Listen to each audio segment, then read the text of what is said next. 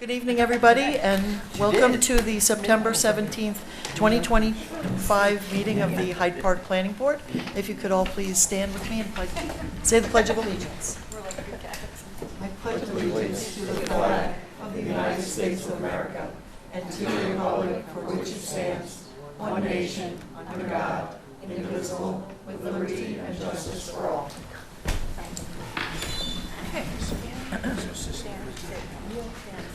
Good evening, and the first item on our agenda is a new public hearing for the Hanson-Young lot merger. This is one of those cases where the two lots were actually combined at the Dutchess County level, but we need to go through the process to make it official in the town of Hyde Park. Is that basically it? There's a lot more to that, but I'm trying to give you the cliff notes on it. Do we have any of the representatives with us? Okay. Okay. May I get a motion to open the public hearing, please? So moved. Second. All in favor, please say aye. Aye. Motion carries. Okay. So, again, they're just looking to merge two lots on 1490 Route 9G and 5 Deer Hill Road. They're looking to construct a detached garage, but all we are considering here is the actual lot line merger, which is basically called a subdivision. And we flagged it as type 2 and accepted it for sketch on August 6th, 2025.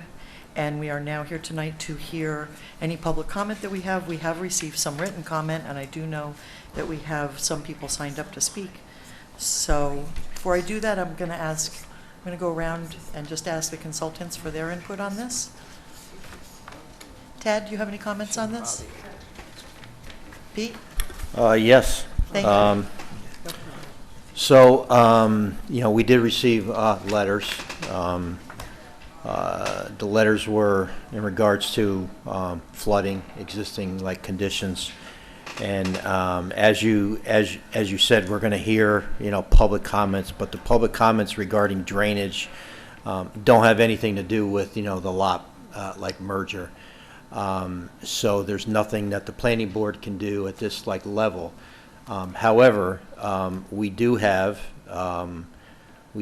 before the town, not the planning board, but we have a erosion and sediment control permit application for the construction of a 1,500 square foot garage on the property, which is kind of the subject of the concern on the flooding. So that review of the erosion control plan will be done by myself and the zoning administrator. I've talked to the engineer for the project. I explained that, and I think he was forwarded some of the letters. I know one of the property owners is here. And so he and I will look at the plan. One of the issues that we have is that there's a low spot, a large low spot on the property.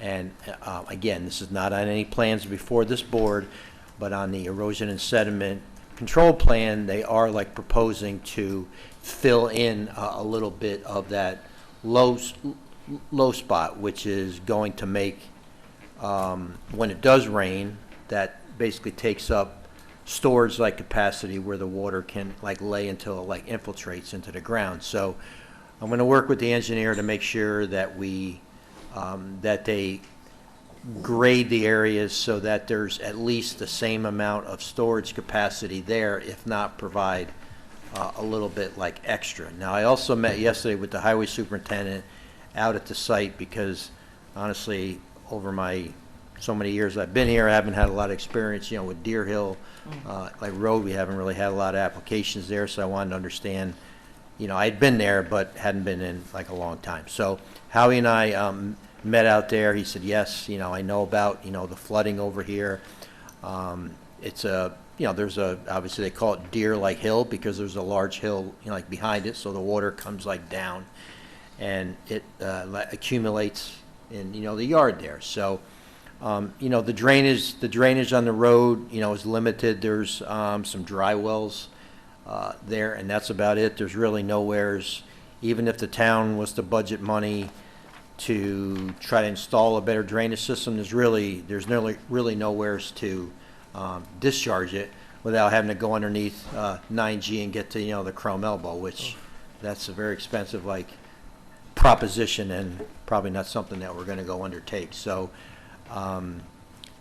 so there's probably not going to be anything done to, the road to help out the drainage, but, we're going to hear from, the property owners, and I think the best thing we can do is just when Tad and I review the application for the erosion sediment control permit, which the planning board doesn't have any approval over, but just to make sure that they don't decrease the amount of storage volume that's on the property now. And again, we're going to ask them to try to make it better so that there's a little more storage area there. So, they are proposing a dry well for the roof leaders for, the garage, to take the impervious surface from the garage and infiltrate it into the ground. And, so we're going to go look at it. So I just wanted to go over that, this is a public hearing, so the property owners have, the ability to comment on whatever, the situation is, but, the flooding issue won't be addressed as part of the subdivision application. So I appreciate those comments, and I wanted to thank you, and I want to thank you, the town highway supervisor, for taking the time to go out there and actually look at the site, look at the road, and be able to report like that. And I'll get your contact information, and we'll keep in touch, and, as we're going through it, so we can keep you up to speed. So, you're comfortable that it's not going to be an impact to your property, so. Okay. Thank you for that. Victoria? As far as the subdivision, I don't have any comments. Okay.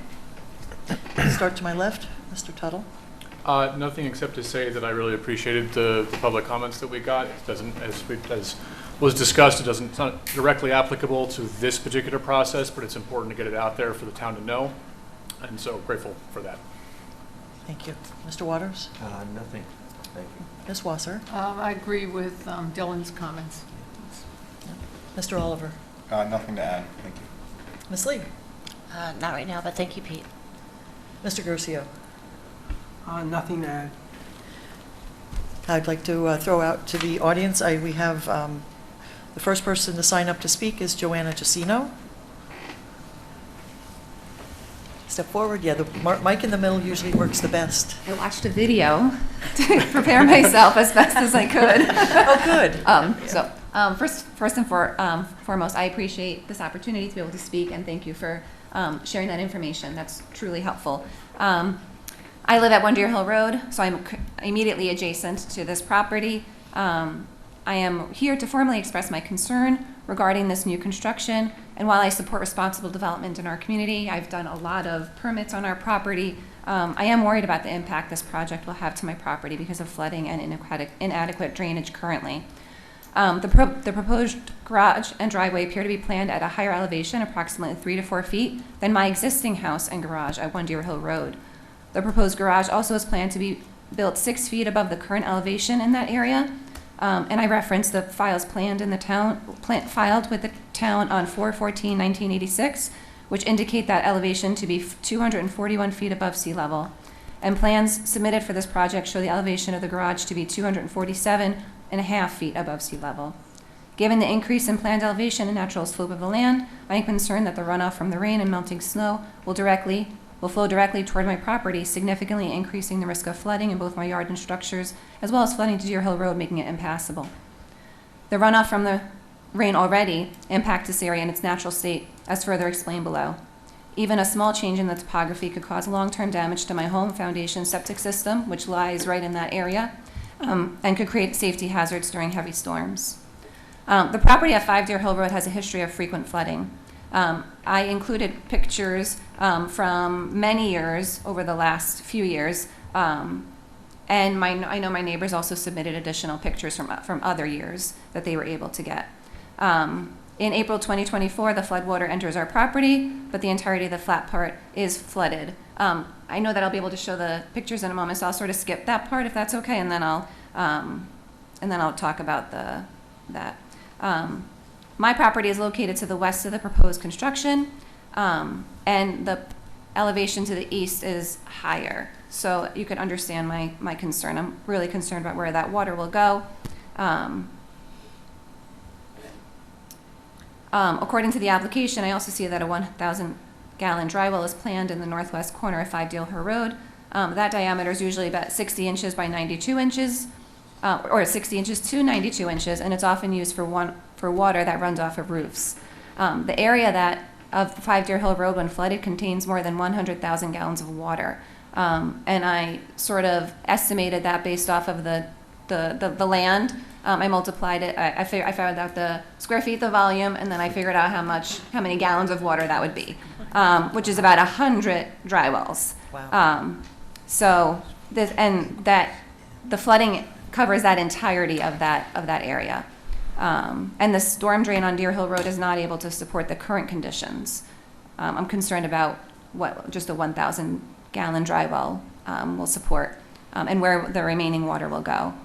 I am also concerned about the discrepancy in the elevations on the plan submitted for this project. We have an elevation map from the addition that we put on our home in 2014 that shows the easternmost elevation gradient at 243 feet. The map submitted for the town approval in 1986 shows the same exact elevation gradient at 243 feet. And page 5 of the PDF submitted for the Hanson-Young lot merger shows an elevation gradient at 244 feet in the same area as our maps from 1986 and 2014. And additionally, on the Hanson-Young merger map, the elevation gradient adjacent to 244 feet shows 246 feet on the east side of our garage. The elevation maps that we submitted for our home in 2014 and the one submitted in 1986 both do not show this gradient line. This appears to be an obvious discrepancy in the elevations indicated in the proposed project, indicating that our house is in a higher elevation than what was measured and recorded for the last 40 years.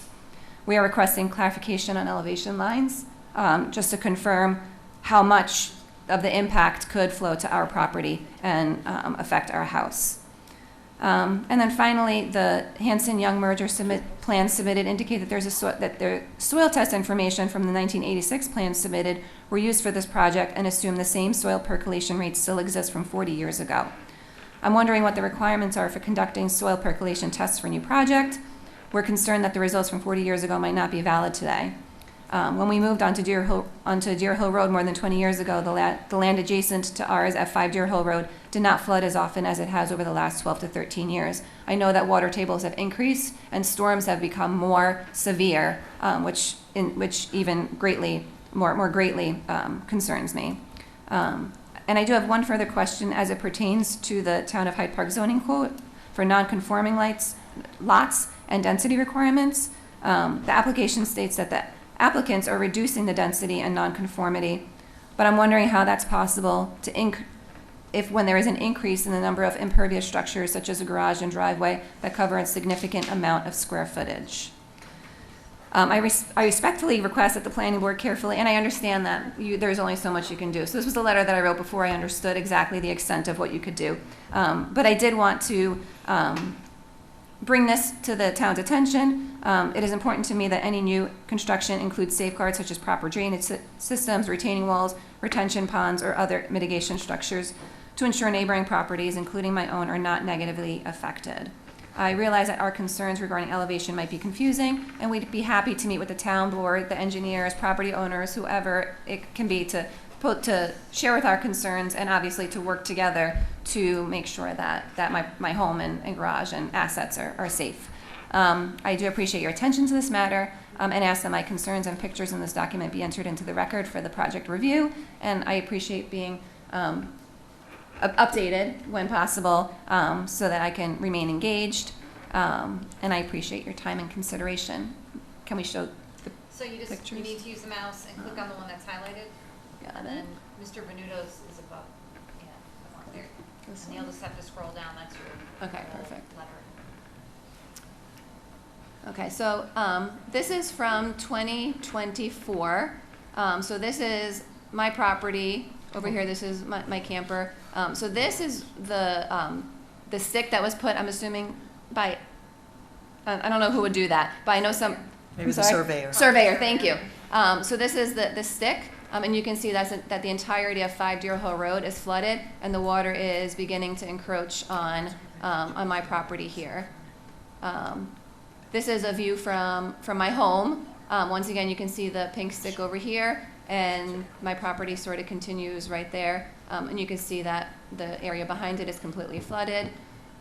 This is a view from the driveway toward Deer Hill Road right over here. So it does sort of start to go in this direction. This elevation is a little higher, so it ends up going in this direction. And just another view from a little further away. This is from 2022. I know it's harder to see, but you could actually see the flooding going almost all the way out to Deer Hill Road. This is from November of 2018, so during the winter time it also floods. This is 9 Deer Hill Road at the top of the hill, and this is 5 Deer Hill Road, and then this is my property right here. I was just trying to get as many pictures as I could, so this is what I had from 2017. And this is the 5 Deer Hill Road, and you can see it's flooded again. This is in 2012, probably the most amount of flooding that we had, but as you can see, Deer Hill Road is completely impassable in these pictures due to the flooding that happens here and continues. And this is our garage, so that the flooding came about 1 foot away from our garage right over there. This is my mailbox, and once again, that is impassable. We were not able to use Deer Hill Road when this happened. These are the elevation maps that I'm referencing. I know it's going to be hard to see, and obviously I'm willing to share them, but I'm fairly certain they're going to be on record here as well. But the elevation lines are there. And Yes, we all received copies of what you Right. sent in. okay, perfect. So we've had a okay. chance to examine those. Oops. And then how do I go back now? Folder. If you close that folder Folder icon at the bottom. or X out this one. To the right? Go down, all the way to the bottom, to the left. Are you trying to get to a different file? Yeah. There's a little folder. There's a icon little right folder that'll bring you center back to the, screen on the bottom. This one? Yeah. Okay, thank you.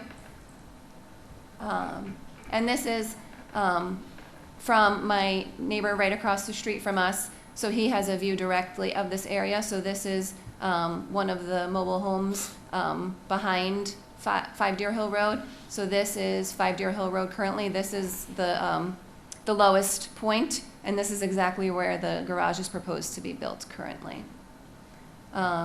And here you can see how it is coming out further, and it's at this point just a few feet away from Deer Hill Road. Oh, those are sideways. But if you turn your head, you can see that it's coming very close to Deer Hill Road, and as you can see, it's very close to my garage and home. This is most recently. These are the piles that have already been brought in. And as you can see, that it was flooding just this past year as well. And these are the current conditions of Deer Hill Road. And this is the drainage I don't know the answer. area that exists currently. I mean, So, thank you. I do appreciate your time. thank you for that Thank you. really well-written Thank you. response. I was really nervous, so. No, you did one of the best jobs I've ever seen, and Oh, thank you. it really helped us to understand the current conditions. Thank you. And you can actually see that low spot when you go out to parcel access and pull up this. You can actually see, and that maps directly to parcel access. That's the low The spot. low spot right Yeah, there. yeah. Yeah, that's my greatest concern, so Yep, thank yep. you. Thank you I so much appreciate your for time. coming out. Thank you. The next person who signed up is Daniel Zoller? Zollin. Please come up and.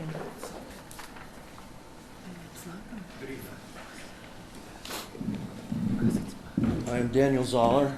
I've been owning and residing at 4 Deer Hill Road for the last 31 years. I'm very familiar with the lot flooding over there. I've been dealing with a flooded basement for 31 years, as many people in Hyde Park have. I would like to correct what I think is a misconception. Over the years, I've had 2 certified engineers come in to see what I might be able to do on my property. As a result of that, I've learned that it is not runoff from the hills. It is actually the groundwater coming up to that level.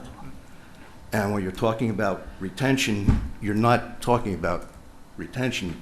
You're talking about you're going to be stopping that water from coming up, which I'm afraid is going to force it down more and direct more towards my basement.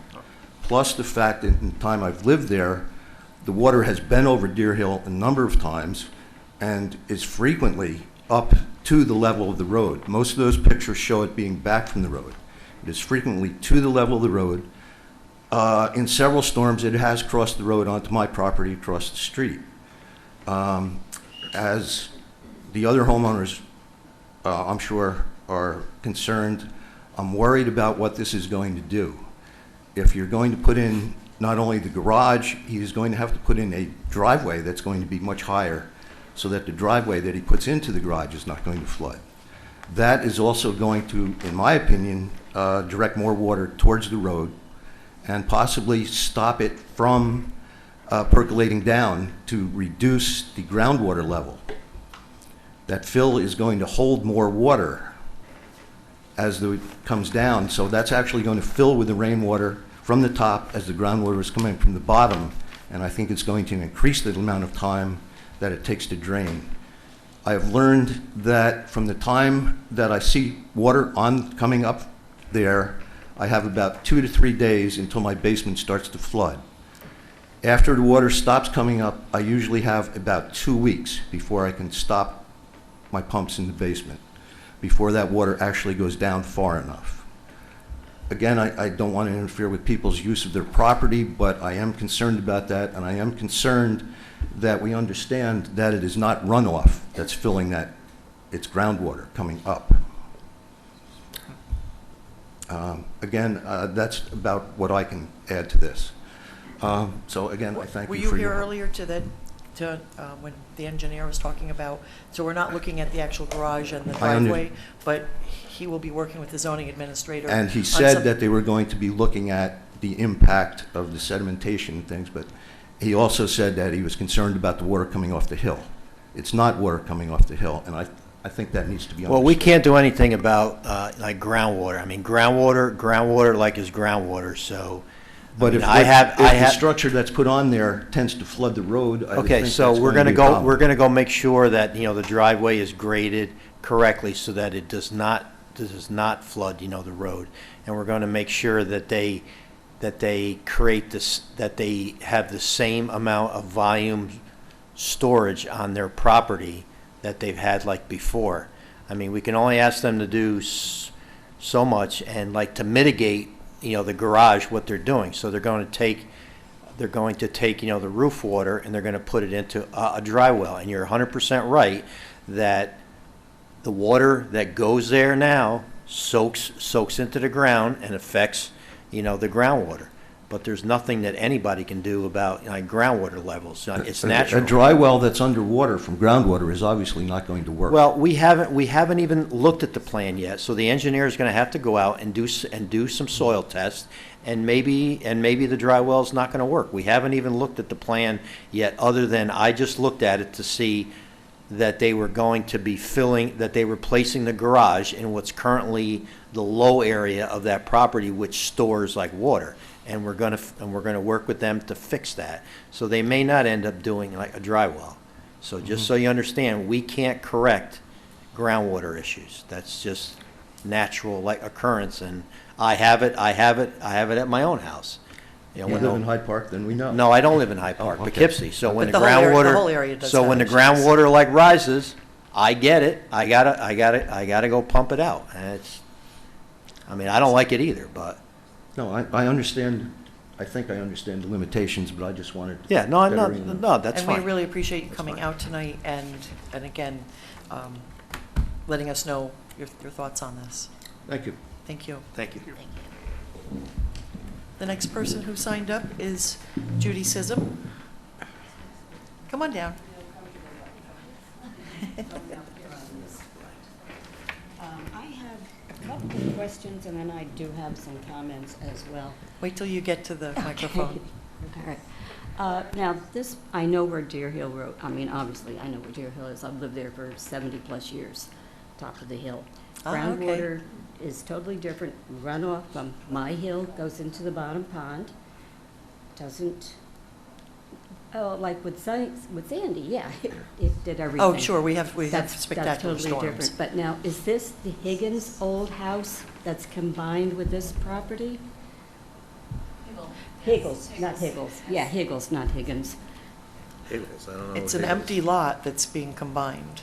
With a lot, with a house on 9G. Yeah, yes. Yeah, so it's gotta be, it's gotta be Higgles, yes. Okay, so just trying to figure out. Yeah.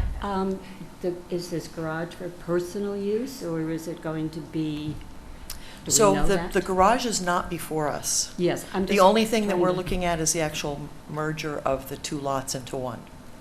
I understand that, And so I just. the actual plans, we have not seen any of those plans, they don't come to us, but they do go to the building department, and the engineer was just explaining that he will be working with the zoning administrator and the building department to take a look at that, because that's, at that level, they will look at the erosion sediment control permits needed, which address the water issues. Yeah, I understand, I mean, it's residential, so it would have to be for like personal use, I'm assuming, this large garage. This is in the, it's in the Greenbelt District, yeah. That's what the owner has represented on the building plan, is that it's for personal use. Okay. They are in the same zoning district as you are, so they're limited to the same use as you are with the Okay. property. That was a concern, and yeah, I mean, Deer Hill has been, it's been bad. I mean, it's groundwater, but it has really, like my neighbor has said, it is really bad, and I'm also wondering, I saw where they had cut some brush or trees back on the small hill there, and there's about 4 or 5 piles of crushed stone. But, I mean, I've seen, there's like 4 or 5 feet of water in that sometimes. Yeah. I mean, you could go swimming in it.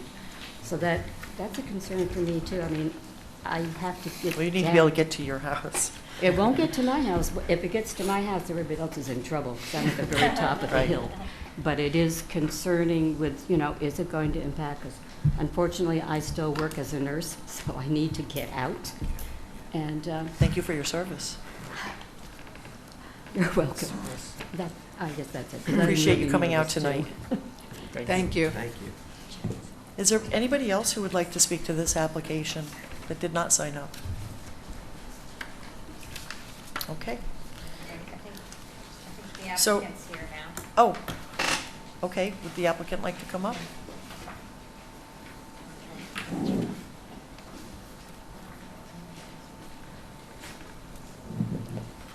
Good evening. So we've been discussing this, and we were explaining that all this board is evaluating is the actual merger of the lot. Right. And that the actual building of any structures on that property are going through the building department process, Yep. of which the town engineer, our planning board engineer, and the zoning administrator work together with the building department to figure out any grading issues or Yeah. All that. water runoff and all that stuff, but that's not before this board. Right, yes. So we are simply looking at the, Lot merger. to memorialize the actual merger that was already done at the Dutchess County Clerk's office. That's right. Okay? So nobody else has offered to speak. So I believe we have a resolution to grant the final plat approval. We gotta close the hearing. So, Hop I had right a in. question Hop first. right in. One of the board members asked what the standards are for reviewing a subdivision plat. Okay. And so normally, you are looking at things like, does the size of the plat meet the minimum requirements? Is it accessible to fire? Does it have water access? Does it have adequate room for a septic Could you disposal put the, system? thank you. So those are the sorts of things you would be looking at in a subdivision. Here, because they are merging it with another plat, a lot of those issues go away because you don't need access because it becomes part and parcel of something else. That We does don't- have access. We're not checking to see, well, I mean, it can be access, there's already a driveway on the other lot. We're not checking on wells and sewer because, again, it's being merged with an existing developed lot. So a lot of the standards that you would normally look at are not applicable in this case. Thanks for clarifying that. So you're just, what you want to make sure is that you're not creating any nonconformity. So, you're not putting a lot line too close or creating something off. But in this case, it's fairly straightforward. Excellent. Thank you for asking that. Thank you for answering that. So are there any more questions from the board on Does this? Topo need to be corrected? If Is there's there no an more issue with that? questions, may I get a motion to close the public hearing? So moved. Second. All in favor, please say aye. Aye. Motion carries. Okay. And we do have a resolution tonight to grant the final plat approval. I have a Ms. Lee. A resolution to grant final plat approval for the Hanson Young lot merger. Resolution number 2025-35A. Whereas, now therefore be it resolved, the planning board hereby conditionally approves the final plat and authorizes the chair or her authorized designee to sign the final plat after compliance with the following conditions: payment of all fees in escrow, planning board attorney approval of a deed merging the parcels along with an undertaking with the applicant's attorney to record the deed with the Dutchess County Clerk as soon as the final plat is filed with the Dutchess County Clerk. And 3, addition of note on the final plat stating any future building construction on this property will require compliance with the Hyde Park Town Code and the New York State Uniform Fire Prevention and Building Code as applicable. Second. Is there any discussion? All in favor, please say aye. Aye. Any nays or abstentions? The motion carries unanimously. Thank you, everyone, for coming out tonight. It's been a pleasure to meet you all. I'm just sending you the email now, all right? Thank you. Thank you. The next item on the agenda is a continued public hearing. This is for the Belfield PUD Phase 2B subdivision, which is looking for preliminary plat approval. Good evening. Good evening, and thank you for having us here tonight. Larry Boudreau with Belfield, Jared O'Connor to my left. Right now or the remainder? Also with Belfield, we're in the trailer every day. Come and visit. Love to have you.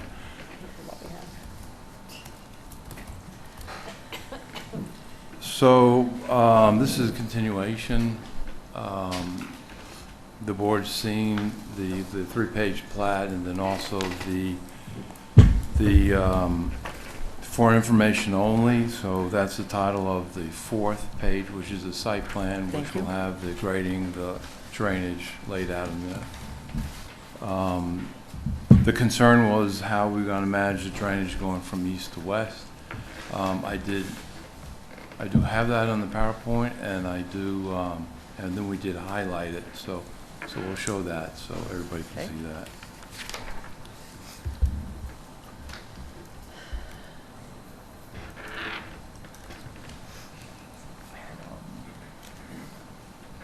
Can you get to the 4th page? Yeah. Wait, I'm sorry, just back up for the public, one more, back up one more. Yeah, zoom into those 3 boxes down there on the left. On this sheet, it does clearly show what the ask is. To the left, that shaded area is currently subdivided. That's the filed map. To the right is what we're doing. We're adding lot 8, extending lot 4, and we're doing a lot line revision to lot 7. And then the bottom left will show the easements, and I did read the resolution, and I have no objections to it, so. Excellent. I find that very helpful, by the way, that little. Yes. That is. Yes. Yeah, and so if you go down to the 4th page, which again will be the, for information only purposes, site plan, and this does show, we went ahead and graded the whole thing. It's at this point where we realized the rock issue and shifted the site 20 feet to the west. Larry, if you don't mind, I'm going to just take a moment to ask to reopen the public hearing. Okay. Can I get a motion? So moved. Second. All in favor, please say aye. Aye. There you go. Please continue. Okay, thank you. And so in order to respond to the town's concern on the drainage, we had to do the grading plan. And then with that, we did the drainage plan. And you can see the both the north and the south side, how we are conveying and moving the water through Lot 8. And we met with Pete and Tad and went through that with them, and so they were satisfied. A couple of updates too, regarding the conservation easement. We have called Scenic Hudson, Dutchess Land Conservancy, and Winnicke Land Trust. They're all meeting us on site October 6th for a 3-hour site walk. So, Wow. so all that is moving forward. Also wanted to update the board that we will be introducing the developer of the apartments. We signed that deal. We're very excited to introduce them. The Sterling Properties out of New Jersey will be coming to town, and we'll introduce them sometime in October. We're working on some dates. Yep. And I'll get back to you on that. But the goal is to have kind of an offline meeting first, and then a board on October 15th, board presentation of what they, who they are and what they want to do. It's very exciting. Okay, so that's it for us, unless you have any questions. Appreciate that. The team spent a lot of time working out this resolution. Yes, I know. And I know that we had to go back actually, they had to go back and find some of the earlier approvals to figure out where we are on this one. Okay. This is part of the challenge with this project, because there was a larger phase 2, and so this is a piece of the larger phase 2, so we need to make sure we're always in sync and not stomping on something that was already approved or requested, and that we're not forgetting any of that. So my thanks, just this team is fabulous, and all of your input and asking the questions, and the detail that they do on these is just, it is just very impressive, and I'm very thankful that we have you all. The follow-up question to that is these comments that are here, I address them, and do I submit them right back to the town? Or? Are you talking about the comment letter? Yeah. So I believe those have been incorporated as conditions on the resolution. Right, so I have to address them. Yep. I address them, and I submit them back to... Prior to signing. Yes. Yeah, Once so- each condition is Well, met, there's no all of signing them. of preliminary plat. Oh, okay. It's preliminary. Oh, okay, so Right, for so I final. address them. We're getting ready for final. When you come back for final, Yeah. you will have addressed them. Yeah. And when Bonnie writes a memo and it has nothing on it, that means everything's been addressed. Okay, so when I submit the final, all these comments will be addressed. Well, some of them will carry over, right? Like there will always be some conditions. Okay. Probably. Long-term final, conditions, but we- correct? Hmm? Long-term conditions, kind of. Well, some of like easements Yep. and those kinds of things might be conditions of approval. Health Department signing But the map. the more you do now, the better. Yeah, okay. The other update on the bond, West Dorsey, so we got the Weird. pricing back. I sent that over to Pete, Mm-hmm. and so when Pete has a chance to opine on it, did you get it? Yeah, I just got it. Okay. Yep. Good. Let me know if you have any questions. So that like relates to the, the road bond For the condos, though. for the condos. Yeah. Oh, I'm sorry, is it? Okay, I It's didn't about know. closing it out from the Yeah, construction yeah, but of it's the still... hotel and it's switching it still a over to the plat townhomes. matter, right? Yes. So- Well, no, it's not going to be an issue for No, this. no. Okay, because it this- came up in the comment. It was in Bonnie's. It did come up in the comments as an outstanding item, but I don't think it's going to be related to the plat. I Okay, think okay. what we talked about on the phone the other day, we did have a call offline to talk agenda. about how to deal with the West Dorsey bond. Good. And so what we came up with was a plan, which I'm going to try to find. But essentially, they're going to give us a new road bond, new estimate. Then we'll recommend releasing the bond for the hotel developers. But then there will be a new one for the construction of the condos. But We did And who would be doing the new bond? I mean, we recommended it come from T-Rex, so we don't have to do this several times, but because the It could planning be the board. developer of the townhomes. Yeah, it Okay. could. But the planning board indicated at the last discussion that you didn't want that to become a construction access for the whole project, so we did convey that. Well, and we agreed that, and we didn't get any, like, pushback that West Dorsey access could be used for construction of the townhomes, but after that, then the Route 9 entrance would be used for, like, construction. They would have to, well, they pretty much already have a temporary access road to get over there anyways, Right. into that area of the site, so, you know, it's okay for the Phase 2A townhomes. I mean, do we have, is there more like I forget, is there more townhomes before what's going to be built now, or this is it? In that location? Well, there's, Well, in that location, that's what I meant. Phase 4, right? The condominiums. Yeah, but that's condominiums. somewhere else, that's, Well, it's And right we- across the street from the We townhomes. will, yeah, but we don't want you to use it for yeah, that. we're not, Understood. we're going to use Route 9. Okay, we so got we're it. clear, we're all good. Yeah, we're clear. And somehow Sounds like that'll, a great discussion. No, I mean, really, because these are things that we've been wrestling Yeah, with. yeah, So this is excellent. Okay, okay. anything else? we just Yeah, not no, talk I'm all about set. that. Oh, good, Any- okay. Any I comments? think so. Tad, any comments on this? Bonnie? So I did put that memo together Yep. that compiled everybody's comments, which was then used for the resolution. I only had one comment in general, which I just wanted to understand. On the map, the zoning note says, "An open space plan shall be prepared at such time the future Phase 3 re-subdivision of the remainder of Lot 1 is submitted. For review and approval, public access areas within commercial parcels will be shown on the open space plan." So I guess I was just a little confused. We have, you know, would they potentially be shown on a final development plan that may come in before Phase 3? Because we're dealing with Phase 2B right now, and those are the commercial, I mean, some of these, the green, I guess, et cetera, are part of the, you know, the public access areas. I was just trying to Yeah. understand the phasing of all this and when you're submitting information.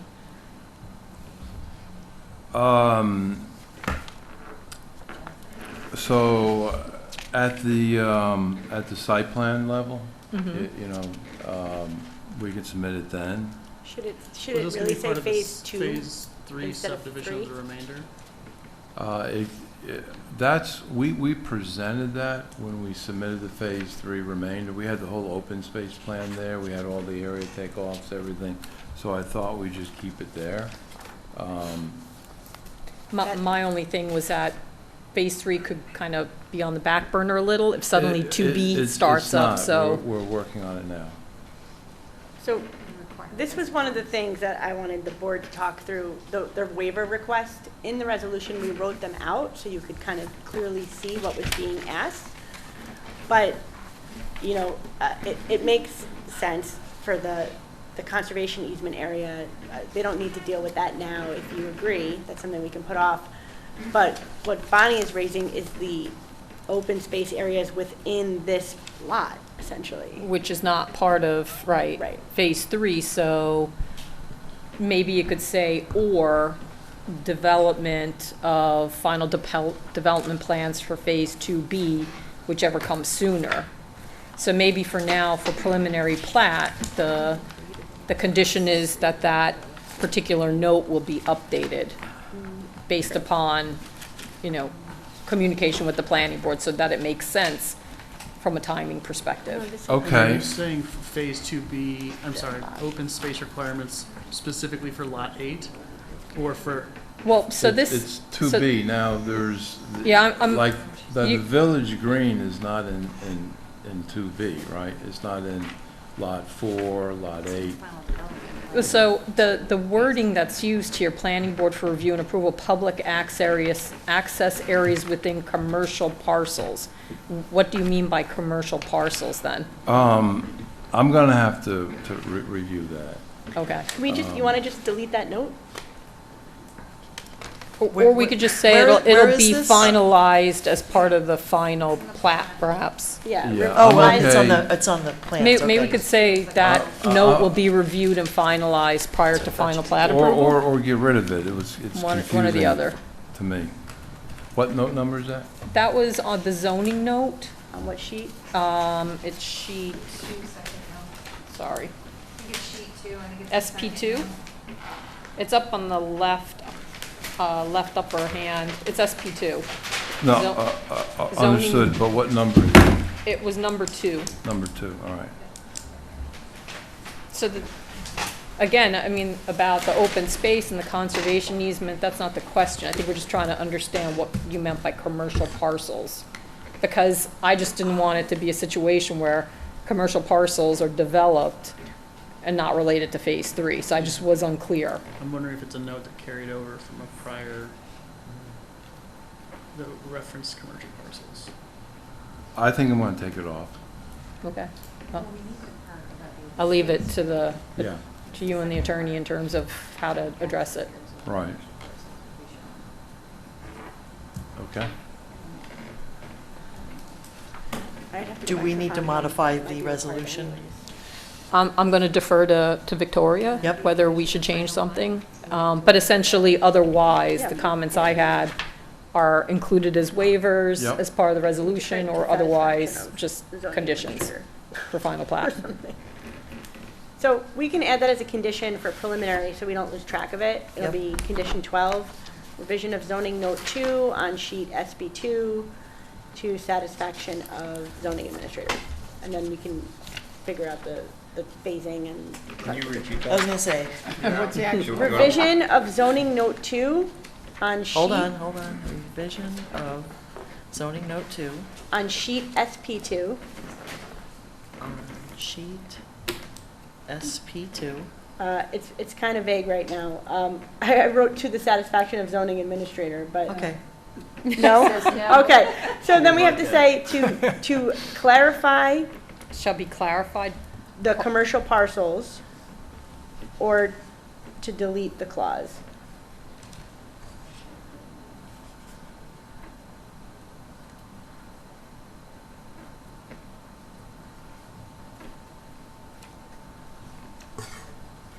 And then we can always amend it at final. right. Yeah, review And, again. well, we can clarify it because by doing that, it's You right don't in there. It lose says track we'll of it. clarify it.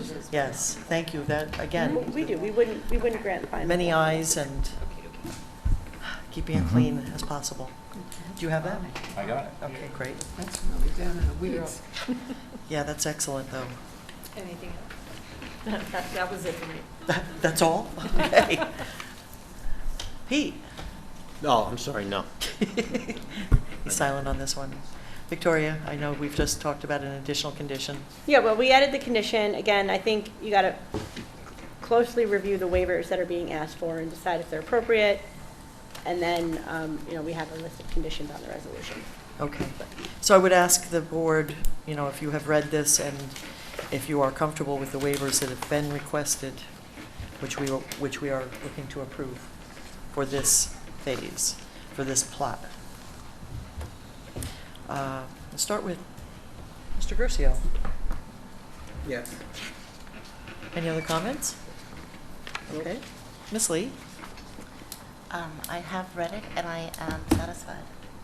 Excellent. Thank you. Mr. Oliver?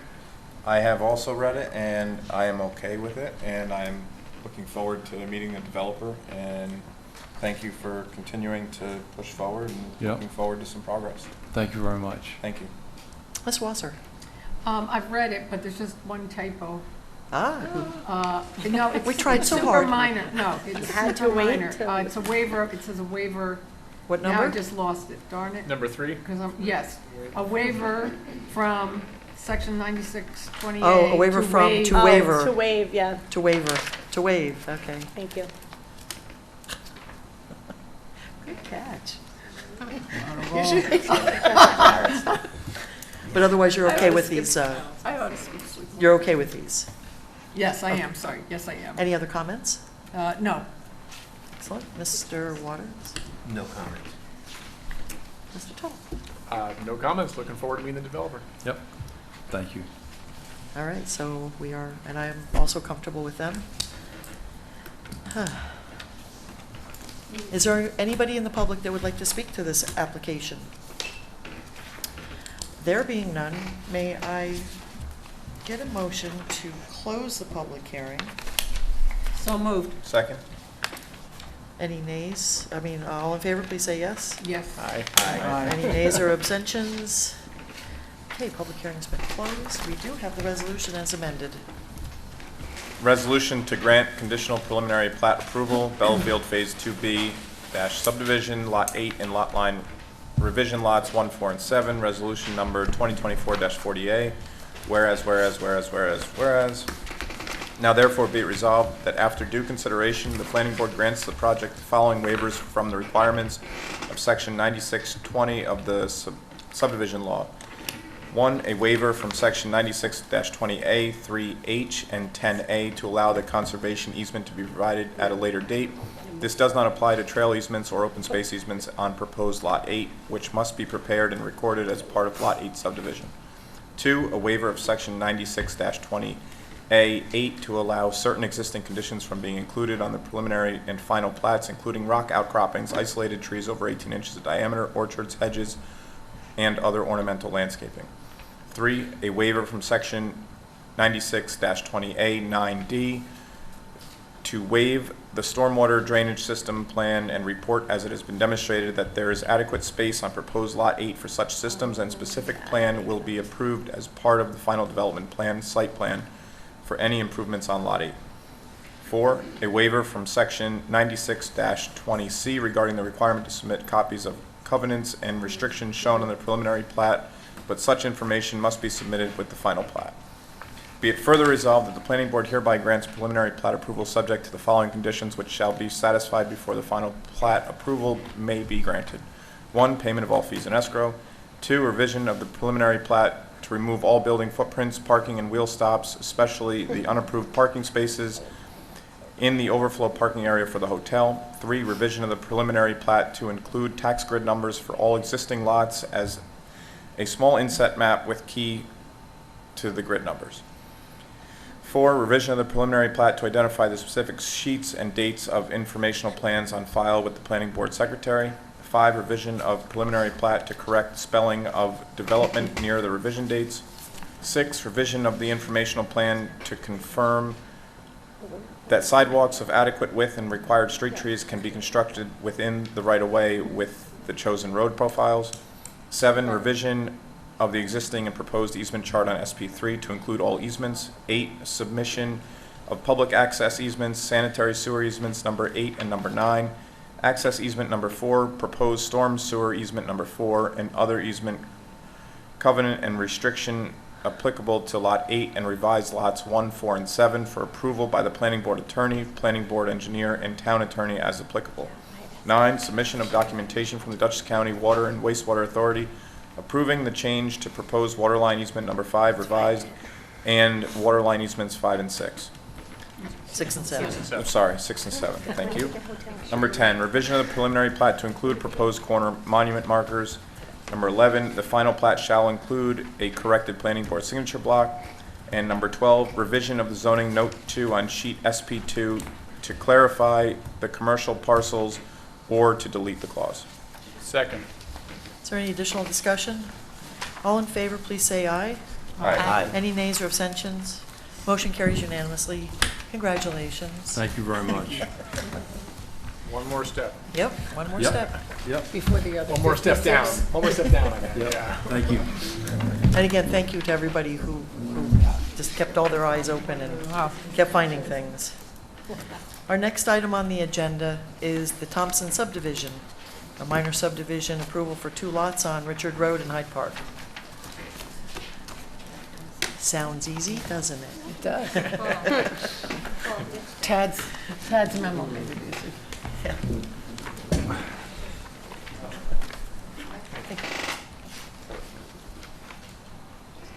Good evening. Hi. So I guess the only question I have, I got everything you guys emailed us today I think so. from the town attorney, I guess. Oh, that's right. So just a little background, there is some work that needs to be done with the town board Correct. on your property on, I can't even explain it. It just makes my head spin. I'm going to ask Victoria to just give a quick overview, because although this is a very minimal subdivision, we discovered that old maps exist that show easements and other lot lines which present a bit of an issue, but we're working on it. So, right, when the lot was first created, there was a paper road created over a portion of the property. And the paper road gives certain people rights to access. And actually, the two neighboring lots did build their driveways via that paper road access. And there was questions about who was maintaining it, and the town was using it. But at some point, the town decided it didn't want it anymore. And so it sold the land, but it never went through the steps to discontinue a roadway. So the town board's going to be correcting that. They have a draft resolution ready. It's just a matter of going through the process at this point. So we are at a point where we can circulate for seeker, include the town board, so we can complete that. The town board will consider whether or not they want to formally, reject the offer of cession over the roadway, and then the applicant can come back for plat approval. So it just wasn't formally closed out once the decision was made to kind of abandon the town rights? Yes. Okay, so this is just a cleanup. As part of that, the town will be requiring, though, that you give access to the, deeded access to the two neighboring lots. Right, I did see that today, which I have no problem with. I mean, you can't not grant them access. Right. You could, but I'm not doing that. The big thing is, though, can I get a building permit to proceed? But why? You sold me land that I purchased from you, and now you're telling me I have to create this easement road. I did not sell you land personally. The town of Hyde The Park. the town sold land, but New York is a buyer beware state, and it was on you and your attorney to do the diligence to make sure that you were buying something proper that didn't, Right, no, wasn't so burdened with the road. I know that I own it. My pushback here is that, No, we know you. It's not a matter of you owning it. It's a matter of, is it encumbered by a public access easement? And so that's all moving forward. The reason you can't get a building permit, though, is because you're here to subdivide the lot. And so right. that hasn't happened yet. No, I know that, but can I get a building permit and be contingent on the CO of this paper road being created? So because this has been months of this. Yeah, no, I get it. It's frustrating. I mean, you can talk to Tad and your own consultants about whether you can build two single-family homes on a lot and then finish the subdivision later. But this board can't. But that's not say- something we Yeah, can no, decide. and I'm not. We're only here to No. process the subdivision. All right. Yeah. So it would require site. Well, let me ask a question, Matt. Yeah. So, He'd been trying to see. do you know the two people at the bottom? I mean, that are gonna, I went and spoke to the one lady. She's elderly, doesn't really understand, that she has no family around here, doesn't really understand. okay, And I was like, I explained to her what we we're gonna do. Right. I said, I'll maintain the road, there's no cost to you. She did, she doesn't even have an email. So I spoke to her. The other people I haven't been able to catch. I don't think it's gonna be a problem, but I guess, I mean, I guess, Yeah. I guess where I was going, I mean, if Pat Moore can draft up something, I mean, it's pretty like standard. Yeah. Victoria probably would have to take a quick look at it, no big deal, you can get that. And then, I mean, assuming that, Yeah. again, if the people were quick to, no big deal, we'll sign it, it's Yeah. all cool, this could get done pretty quick. While we're still in this process, because there's certain timelines built into this process anyways. yeah. We have to have a And- hearing, we have, oh, come on. No, go ahead. No, you're good. So, and you could still be, do you have building plans together or something? It's all ready to go. I'm Okay. reminded every day that my mother's getting older and I'm building this house for her. Okay, and your mother's telling you this? Yeah, oh yeah. Well, I Not guess. like I'm working for a customer Not here. getting any younger, Matt. I guess where I was going, I mean, can he make his application, at least get the review going by I mean, we can't, if you can't issue a permit, that's one thing, but at least like Rick could get it in the queue and, I'm okay with that, but when he sends it to me, I'm not gonna be able. no, I understand. I'm just trying to, if you get everything all. But tonight is good because we're including the town board on this so that, Oh, They have can to take it. action. yeah, so that they can Yeah. take action. Yeah, so So we have, yeah, we're they can do- circulating to them. I think so- that, I think they were gonna do that at their October 1st meeting. Okay, I don't control them. That's up to them. But yeah, so we're starting the process tonight, we're accepting for sketch, it's the first step in moving Okay. this forward. And circulating. Yep. And it will get worked out.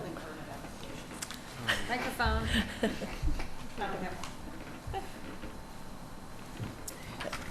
Any other comments, Tad? Sorry, where am I? Here we go. Dylan, No comments. Rob, any comments? Stephanie? No comment. Chris? Nope. Gigi? No comments, but trust the process. And John? I'll relay that message tomorrow. Yes, tell your mom. Yeah. John? We're gonna see your mom next Okay. time, huh? No comment. Okay. So we do have a resolution tonight to do that, to classify and declare lead agency and, except for sketch. And Ms. Wasser, welcome back. Thank you. Resolution to classify and declare lead agency in a coordinated review and accept for sketch. Resolution 2025-36. Whereas, now therefore be it resolved that the planning board hereby classifies the project as an unlisted action under secret.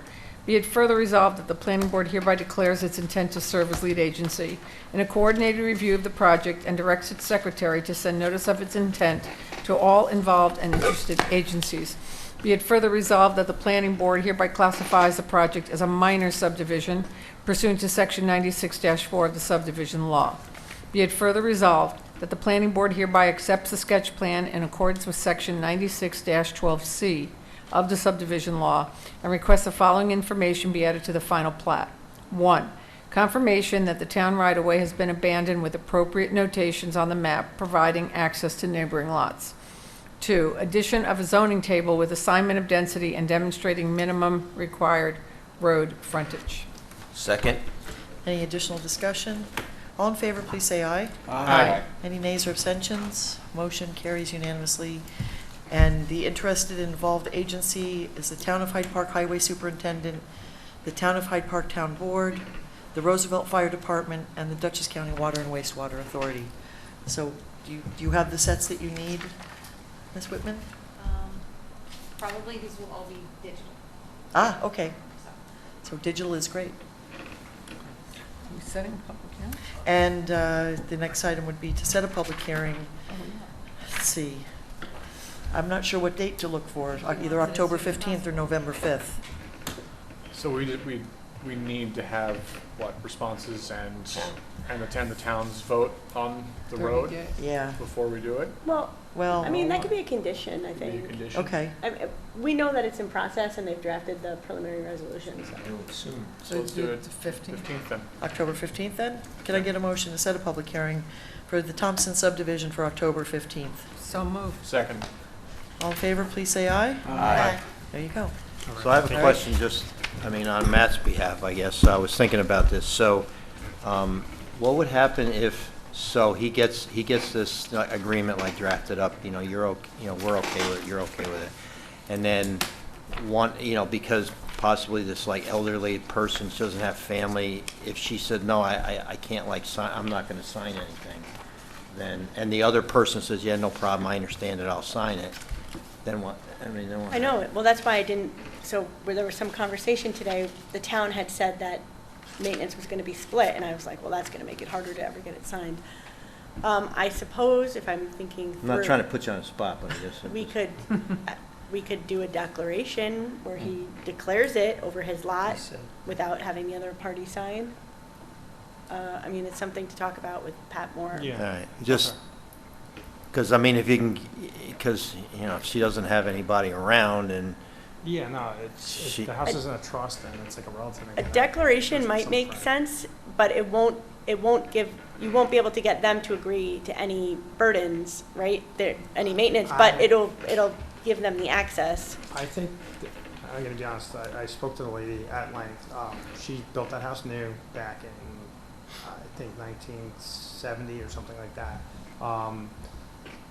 68. I can't go to her and say, now I've got to charge you to plow your road. The town's always plowed it. I'm not going to do that. I plow trucks. I'm going to take care of it. Yeah, right, It's- right, it's- of course. It's, and even for the other person, I'm not looking for anything. No, I know- I know And so you're we not. can write it that way that, But- you know, whoever owns that house, even if I sell it, pays for the road, I guess. I don't know. But the thing is, it's not so much even just this, we're talking about something that needs to last and work for the next homeowner.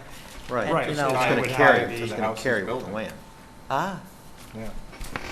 What'd he say? Just tie it to the house and lot that he's developing, so that they're responsible, and if he sells a lot in the future, the new buyer will know Right, they're that gonna- that's Right, they go, on right. on their, That's their deal. yeah. Because I think it's very hard to go back to, and even the people across the way, their son owns it now, or lives there now, but the owners have been there since like the 70s as well. And I think if you go to them and say, we now have to pay to split the road, they're gonna be like, no. Well, I think it makes it harder for the town to take action to abandon it also because the town's plowing it now. So, Yeah. I think it just helps so- it oh, so- along. Oh, so does he have to have this, does he have to get this agreement before the town board would take action? I think it's a condition, the way it was drafted. Okay. All right, well, let's, So you want we'll to talk. move quickly We'll on the talk. agreement. Let's- It's gonna let's see- help. Let's see what we can do. Thank you very much. Yeah, That's put it on the the deed to the new house. okay. Good luck. Thank you. Next item on the agenda is the Mallon subdivision. This is a minor subdivision of 3 lots. This is over on Forest Drive. Good evening. 100%. I'm not sure. Oh, this must be Brendan. Oh, Malin, thank you. How are you doing? Good. I'm Brendan Johnson with Johnson Surveying. Thank you. So the Mallons are looking to take 2 lots consisting of roughly 19 acres and kind of reconfigure and create a 3rd lot. So the lots essentially is kind of a farm, the 1 lot, and it's split right now. And then there's a smaller house up front by the intersection of North Quaker and Forest Drive. So they're trying to essentially create a farm lot with all the paddocks and barns and everything to go with the main house that they are currently living in. Separate out the house near the intersection of Forest and North Quaker and create a 3rd lot, just under 4 acres to, in the future, build a house to move into once, not to be macabre, but once the animals pass, they're gonna sell the farm portion and then build a house and move over there. So that's the plan. Hopefully. Okay, yep, no, understood. All right, so when we took a look at this, I'm actually going to ask Pete to talk about this because he actually went out to look at it. There was some discussion about the existing driveway that's right off of Forest Drive for the farmhouse there. A little parking area. Yeah, it's not really a driveway. It looks like it's gravel. It's the corner lot that's being created, the house there. The red house. Oh, it's the red house, Yeah. not the middle one. Right, right. Okay. go Yeah, so ahead. there is no You want me to real. go ahead? Yes. All right, so when we had our agenda call, I brought up that, I didn't know if the highway superintendent had problems in the past with, with the cars being parked right adjacent to, the road, backing out onto the road. Again, this could be an opportunity to correct that. And then, I went out there with him and we looked at it and, he said, I haven't had any, issues with it. And, after looking at it, you can't really tell on the map till you go out and look at it. But there's really no other option to try to get a driveway, in there and around the back, and the septic's there in the back. So he said, look, I don't have any problems with, the gravel parking area that's there, now. So And again, that- it's one of those properties that's been like that for a very long time. correct? Yeah, I mean, if there was an easy opportunity to, correct it. And I had an idea, but I'm not even gonna go through it because it doesn't matter. But, I mean, if you have an opportunity to correct like a situation that, you know, like a site plan, when somebody comes in Yes. for like a new site plan, then you have the opportunity to look at what's there now and make it like better. So anyways, Yep. you know, it's fine. And then, we also looked at, for lot number, which is like the new lot, Brennan, 1 or 3 is the new lot on the west. Yeah. Okay, I think it's- so, there's no issue, you know, with site distance for, you know, the driveway to, there for the house to be like developed in the future, there's plenty, site distance there, so there's not an issue with that. Good. So, as far as the highway department, and if you need me to write something for the file, I can write something, Would be, sure, that'd be great. that's okay. Again, having you, and you took the highway super out and took a look, it's gold. It's nice to have that kind of assurance that what we're looking at can work and will work. And Yeah. Lot 1 is the new lot, right? Lot number 1 is the new lot, but, you know, the driveway location, the approximate one, you know, where Brendan shows it, you know, is fine. Okay. And then again, when somebody comes in to pull a building permit for that lot, then the highway superintendent will have to, you know, Right, give an then there's approval. an official They gotta take out a driveway permit, permit. Yep. but, you know, where he shows it, you know, we'll be fine. Excellent. Thank you so So, much. you know, like, I'll write something on that quick so we Do you have want to it. just That would talk be about great. proving out the, Yeah, so while I'm, you know, like talking, so Brendan, the other thing that we do is, I know this is a permission to file, but whenever we, and, you know, a lot of other towns do this also, we want, like somebody, it could be like yourself, that either, you know, we have somebody do some level of work to prove that, you know, that the soils would accommodate a subsurface septic. So that could be something as easy as, if you look at the Dutchess County soils map, it shows that whole area as like run-a-bank like gravel. You know, you write a letter and say, hey, look, here's, but if it looks, you know, if that wasn't an option and it looks a little shaky, you know, you may have to go out and punch a couple holes. We're not looking for perk tests to just, you know, are the soils, you know, does it look like it can like support like a septic system? Now, whether you do that or they have to bring in an engineer if you're not comfortable. So we need something to just, so basically that we don't create a lot that, you know, won't be able to get health department approval. Now, this is big enough, I'm sure it's not gonna be a problem, but No, of course, I figured when I read the resolution that. You know, we do that- The level of feasibility. something, you know, something like basic. We're not looking for anything, you know, perk test or anything like that, but, so if you can't get something off, information on the soils? if you can't get something off the Dutchess County soils map that's really like you know, good, then you may have to get a backhoe out there and punch a couple holes in different like spots and see what the soil Yeah, looks like. no, they're definitely willing to do that. You know, since they're not building for an unknown time, they don't want to go too far into Oh, the no, design stage. no. And like, again, it's just some like random, like a couple deep test holes. Yep, looks like it's pretty good soil. I mean, Hey, if quick it's, question. if it's rock or like hard pan like clay, well then, Yeah, that's true. you know, then that's an issue. Go ahead, sorry. Oh, no, because of the size of the lot, you know, there should be enough space for like a fill pad or anything.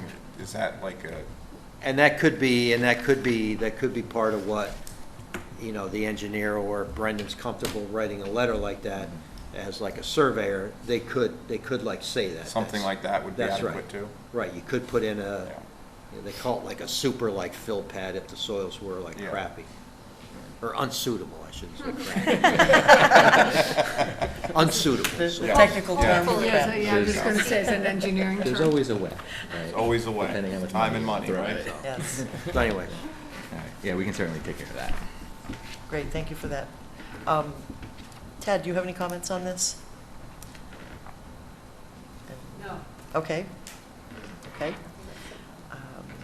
Victoria? I actually do have a comment. I'm going to be the wet blanket again. So apparently, Lot 2, in its current iteration, Lot 2 and Lot 3 was under a site plan for animal husbandry. Oh. So, under the old code, it needed zoning board approval, but under the current code, it needs planning board approval. But either way, they have animals, and our code has a formula for animals. It is 1,000 pounds per 1.5 acres of land. So if you're going to continue having horses on Lot 2, we need to amend the site plan. You're getting bigger, so I don't really see it being an issue, but we do need to show the new lot lines, and we need to know if you intend to have horses on the other lot. As far as lot 3, you mean? Yeah. Okay, so I'm gathering. It would be a site plan amendment Yeah. for Lot 2. And we could do it at the same time. It's just, So could we add that into this? Or we yeah, have but to it would do be a separate- sheet just a with, sheet for, just showing us the outline It's of a the site lot plan. that's going to have the animal husbandry. Okay. And if it's both of them, then we need to do the calculations for both, right? I believe it's just gonna be the one in the middle. Okay, so it should be very simple, but it just needs to be done. So they'll need to do 1,000 additional site plan amendment. Yeah, I mean, you 1,000 can talk to pounds per Tad about a 1.5. waiver, but something for the file to, Yes, that shows it's us. 1,000 pounds per 1.5 acres. Okay. And then you need to show I that. think that's one horse. It's like 60-something an acre, it's Yeah. like 60-something square feet an acre, or a pound, I think. Hmm? I think it comes out to like 60-something square feet a pound or something like that. Something like that. And then now that you have a new lot line, you just want to make sure to, there's things about setbacks. You can't have roosters within 350 feet of a residence. So just, you want to look at this section of the code, and you want to show us or demonstrate that your new layout is going to meet all the setbacks, because you're drawing a new line on the left. Yeah, Yeah. I don't think they have any roosters. I think there's a donkey. There's a donkeys. horse. Thank you. Anything Maybe else? I think that's it for me. Fewer pounds on a donkey. Okay. Yeah, yeah. Just a way to keep things clean. Yeah. No, I agree. Yeah, really. We're going to look for comments on my left, Mr. Tuttle. No comments, no. Mr. Waters. No comments. Ms. Wasser. No comment? Mr. Oliver. No comment. Ms. Lee. No comments. Mr. Garcia. No comments. Okay, so I think do you have any comments now that you've heard? Okay, Nope. you'll be talking with these folks. And, Oh, yeah. yeah. We do have a resolution tonight to classify the action and to accept for sketch. I've got this one. Thank you. Resolution to classify the action and accept for sketch, Mallon subdivision, resolution number 2025-46. Whereas, now therefore be it resolved that the planning board hereby classifies the project as an unlisted action under seeker and declares its intent to serve as lead agency in an uncoordinated review. Be it further resolved that the planning board hereby classifies the project as a minor subdivision pursuant to section 96-4 of the subdivision law. And be it further resolved that the planning board hereby accepts the sketch plan in accordance with section 96-12C of the subdivision law and requests the following information be added to the final plat. A corrected zoning information table which includes existing building setbacks and existing and allocated density for each lot. B, evidence that water and wastewater disposal system can be located on proposed lot 1 acceptable to the town engineer. C, a note stating that all non-conforming structures are existing conditions and that no approval is granted for these structures by the planning board in connection with subdivision approval. D, a Department of Health permission to file block. Second. Any more discussion? All in favor, please say aye. Aye. Any nays or abstentions? Motion carries. So we would ask you, we would like to set a public hearing. We're looking October 15th or November 5th. Does he need to do some more work on the site plan amendment before? Yeah, you can't set a hearing on that yet. Yeah. Maybe we'll talk to Tad about whether it can be a waiver. Okay. I mean, do you want to set this out far enough so that, Well, that's what I'm looking for, so that we don't have to open it and keep adjourning. so we don't have to do it twice? Yeah. We could do that. So maybe not November 5th, but maybe, what's the next one? The 19th? Are we meeting on the 19th? We're meeting. So essentially, I need to do a separate site plan application? Yes. November 5th, 19th, and then December 30th. Do November. Any of those sound good to you? What were the dates? So November 5th, November 19th, or December 3rd? So you should have all this turned around by then. November 5th? November 5th. May I get a Yeah. motion to set a public hearing for the Mallon subdivision for November 5th? So moved. Second. All in favor, please say aye. Aye. Motion carries. We Yes. will see you back here on the 5th. Thank you. Thank you. Thank you. Our next item on the agenda is other business. This is for key construction office and storage units on Route 9G. This is a request for extension, and we will need to set a public hearing for this, for the site plan approval extension. I don't know, Kelly, if you want to come down and speak to this, or? Oh. Oh, okay. I thought you were hiding over there.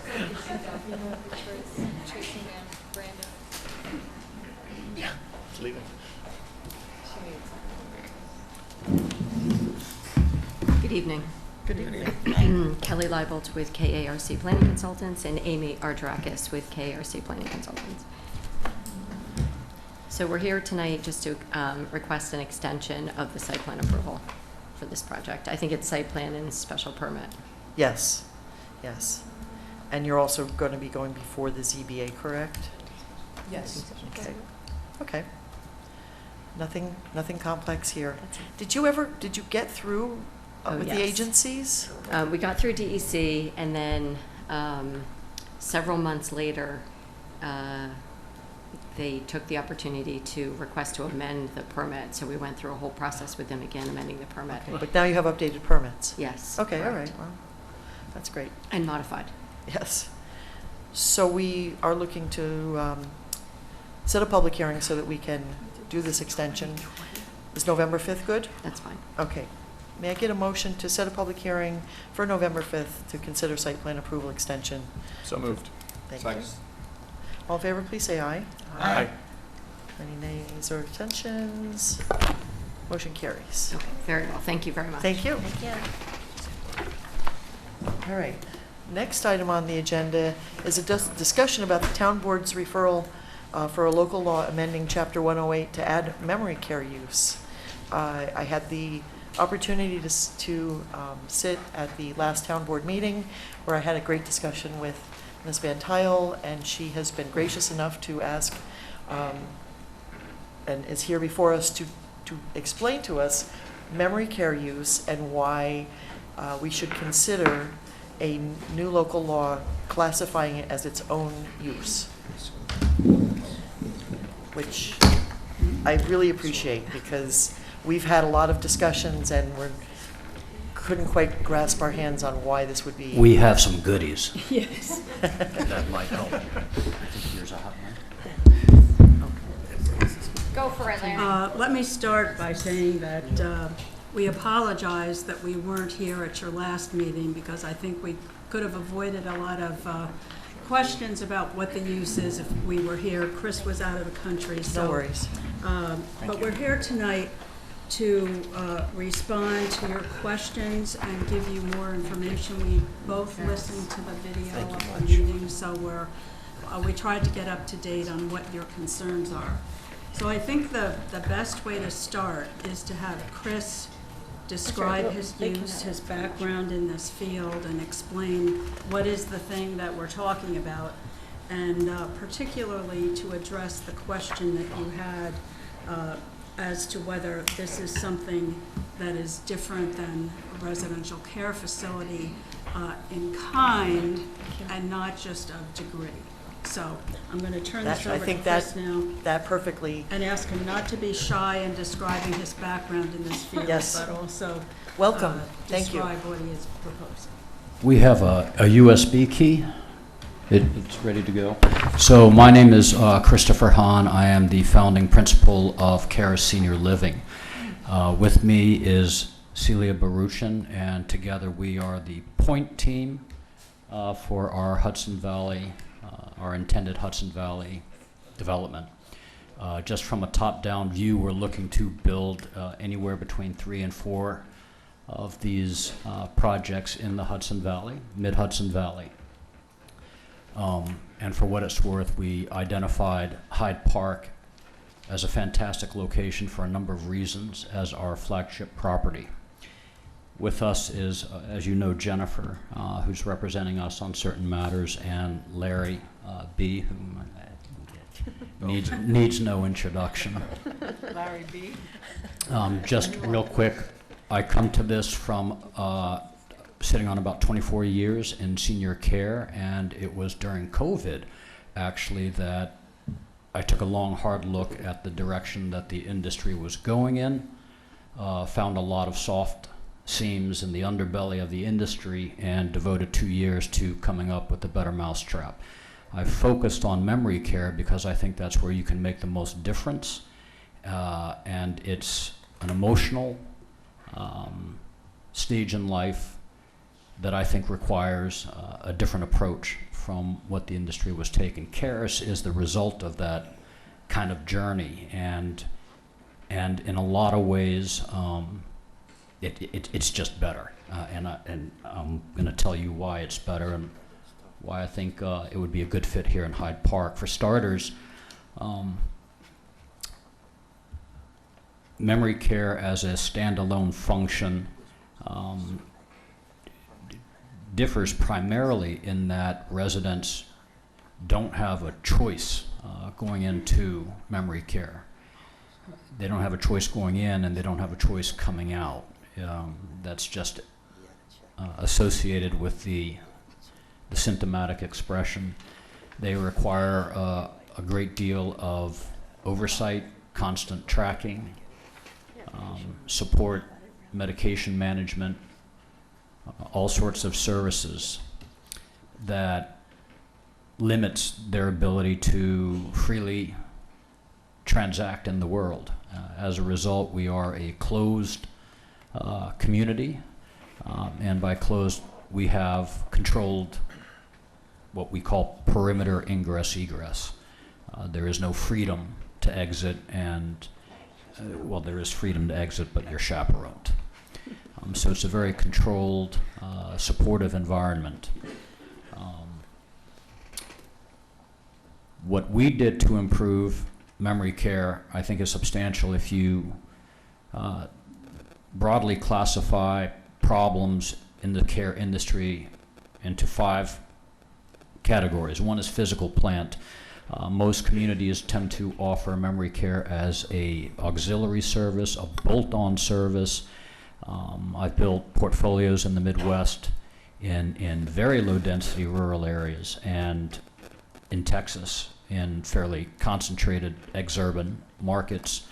The formula remains the same, and most memory care residents are segregated into kind of a lockdown, sequestered wing of a larger community. As a result, they don't get to access that community fully, and they are separated, and that separation actually has, I think, big ramifications. For example, we have an open kitchen, and when we get to the floor plan, I'll walk you through it, but one of the big navigational beacons that we focus on are smells, right? Cooking aromas. That planks people's routine, it planks their sense of navigation, and it draws them into the center. When you separate people from food smells, they tend to lose track of the day, they tend to lose track of their routine. When you go to a large community, you are separated from that. So that's one big factor. A lot of these communities are built for density, so you have long hallways with double-sided corridors. I don't know anybody who really lives in a double-sided corridor, but it's very disorienting. And perversely or ironically, a lot of residents end up spending more of their time isolated in their units than engaging, and engagement is what is required. We have, so our floor plan draws people out, and it also accomplishes, I think, something else that's very significant, which is a more natural flow of engagement and interaction. And what that does from an operational point of view is it allows us to acquire and build what we call institutional knowledge about our residents that other communities don't, when there's a high degree of self-isolation and what we call get-lost corners, where people aren't accounted for all the time. So in terms of physical plant, we're smaller. We are, an open floor plan is kind of the de rigueur stylistically for a lot of people. I think they can relate to that. And so on a physical plant, I think our size is better. Memory care is intrinsically an intimate environment. When you have large populations, you get a larger variety of behavioral expression, and the potential for conflict grows and your baseline agitation tends to be higher, which leads to really the first big sin of the industry. A lot of these larger commercial operations, institutional operations, they tend to control their residents by over-medication. And I know that firsthand. I built a smaller community in Austin. On my last project, it was smaller, and we had direct experience when people came to us lightening the load and lightening their personalities. It was a noticeable difference, and just to nail that particular point down, we had to tell our staff very clearly that it wasn't anything that we were doing proactively, because it gives false hope that perhaps you can walk this condition back, and you can't. But our doctor would probably cut anywhere from 25 to 50% of medications, and people would immediately brighten up, their personalities would return, and it just made the transition better, adjustment better, and made everything better. So that's something we wanted to get away from. The second leg of what we're about is creating a different staffing framework, labor framework. So as far as I know, and there's no way to prove it, so I'm going to tell you that we're the first, but we are going to plan scheduled task rotations. And by that I mean we hope to pull people who are actual caregivers off the line every 2 weeks and put them into other positions in the community. No difference in pay, no difference in hours, but just de-stressing the work environment. I think one of the reasons why it's very hard to hire people for this job is to ask someone to do it 365. You know, it's a tough row. And it's very hard to find people, except for, the true believers.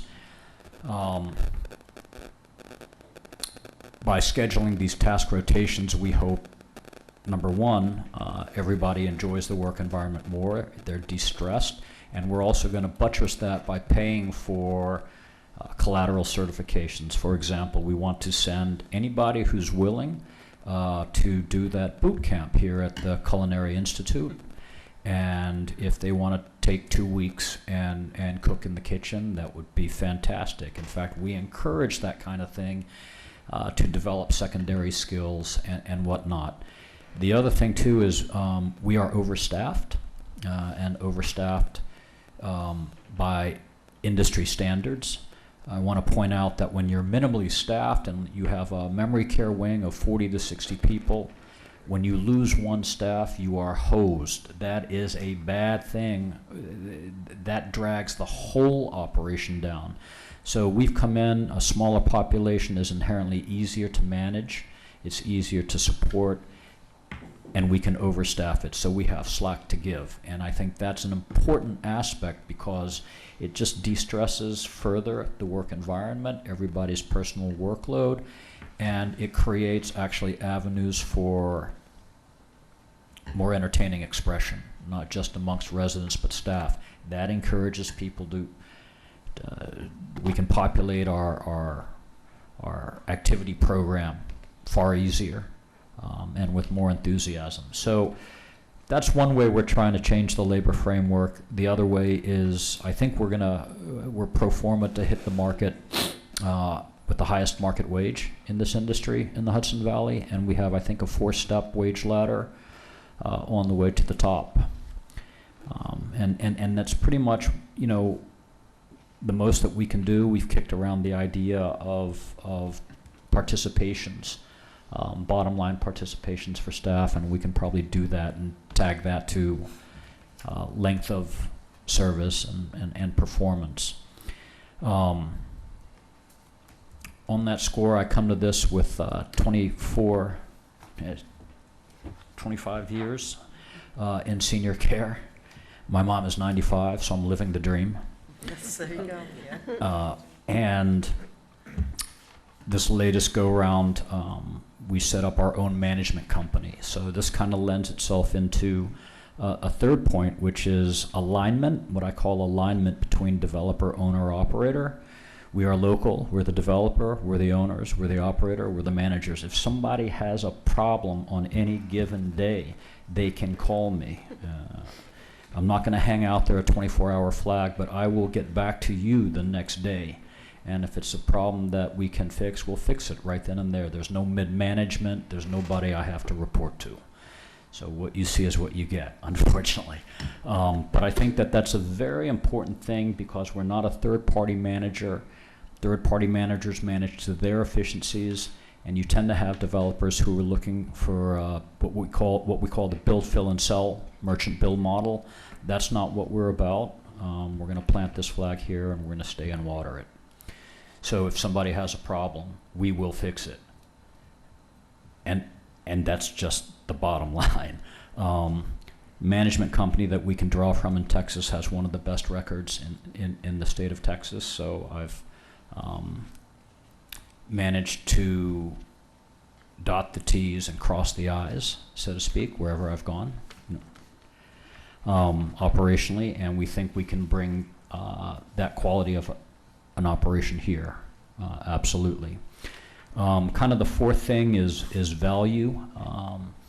You know, when you look at our physical design, and this is a combination of these other factors, access, design, our operational fluidity and ability to respond to people's needs with a higher degree of immediacy and flexibility, I think that creates an unmatched value proposition for families who need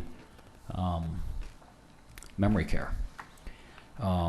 Memory care residents, again, usually the tripwire is when they present a danger to either themselves or others. It's a very difficult time for families, and right now there is no dedicated memory care that I know of in the Hudson Valley, period. We did do preliminary demand studies in Ulster, Columbia, Dutchess, and Orange counties. And just to give you an idea, the current demand 2 years ago was for approximately 179, I think 181, something far beyond what we're building here in Dutchess County alone. That need was set at our price point. Our price point right now is right at market. And that is with the tariff adjustment. I mean, you know, we can hit those numbers. So we are a high quality community. We know what we're doing. It's a well-designed community. It's garnered a lot of attention from people in the industry, operators, underwriters, and you know, potential investors and capital partners. It's an exciting platform. I think people recognize its inherent value, and we feel great about being here, great about what we're doing, and we feel really good about Hyde Park. So as a standalone memory care community, we do differ from your standard senior care community. I think the biggest thing is the choice. It's not really a residential election that anybody would freely opt for. And if they did, right, it self-selects. And the level of control, perimeter control and ingress-egress control, it is not and should not be seen as a residential choice. And for what it's worth, every other project I've developed, it's always been commercial. And so I've always had to hunt on commercial land. But it's a good project. I think it's a jewel. I refer to it as a jewel. I think it's great for a community. It adds to the dimensions, the service dimensions. It would add here in Hyde Park. It's a low impact project. There's minimal traffic. Our residents do not drive.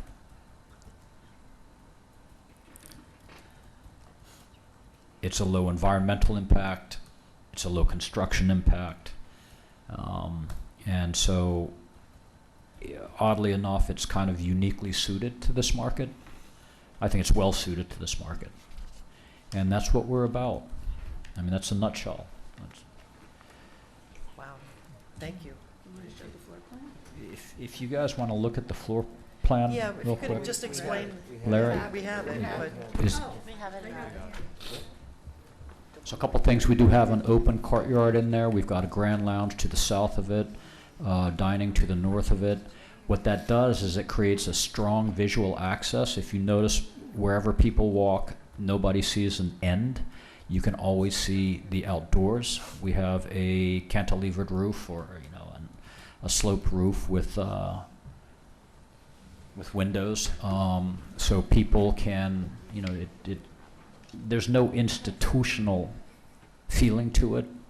You can see the environment. You can keep your dialogue with kind of the daily rhythms, the weather, the patterns. The kitchen opens into the central corridor, and all roads lead to home, right? We've got a closed loop so people can wander indoor.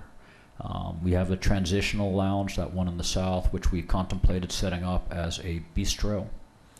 We have common spaces throughout the building, and what that does is it creates a sense of destination, different destination. So there are options. There are places for people to go and places for people to do things, and there's a balance between common and private common areas. So there's a lot packed in here that doesn't at first meet the eye, but we're excited. Thank It's you. a good mousetrap. It's nice to see it being addressed. This is very personal to me. My father suffered with Alzheimer's and dementia, and we had a very hard time finding any place that would, because he wasn't sick. He loved to go outside. He liked to garden. He liked to do all kinds of things, but he just couldn't make the right decisions. Right. And so it became dangerous for him. We ended up making something work, but having something like that would be awesome. We have, by the way, we do have a perimeter backyard. It doesn't show up on the floor plan, but there will be outdoor. So they can go out. So you can feel the grass between your toes. Yeah, which is really important. Absolutely. If you're walking around and you feel like you're in an institution, that does not do anything for your psyche. We'll have a putting green, a monster truck track, a couple of motocross bikes, and available for rent. No, thank you. This is actually very exciting, and it's nice to know that you looked around and have chosen Hyde Park as a place that you would like to land. And as you know, what we're struggling with, or not struggling with, we've been tasked with commenting on a referral to us to change the zoning law to add in the memory care as a separate use and have it be defined as its own commercial use. Did I say that right? Non-residential. Non-residential. Yeah. Because right now we have residential care facilities, which we keep expanding on, which allow for a lot of different activities, but not specifically for memory care. So I'm going to ask.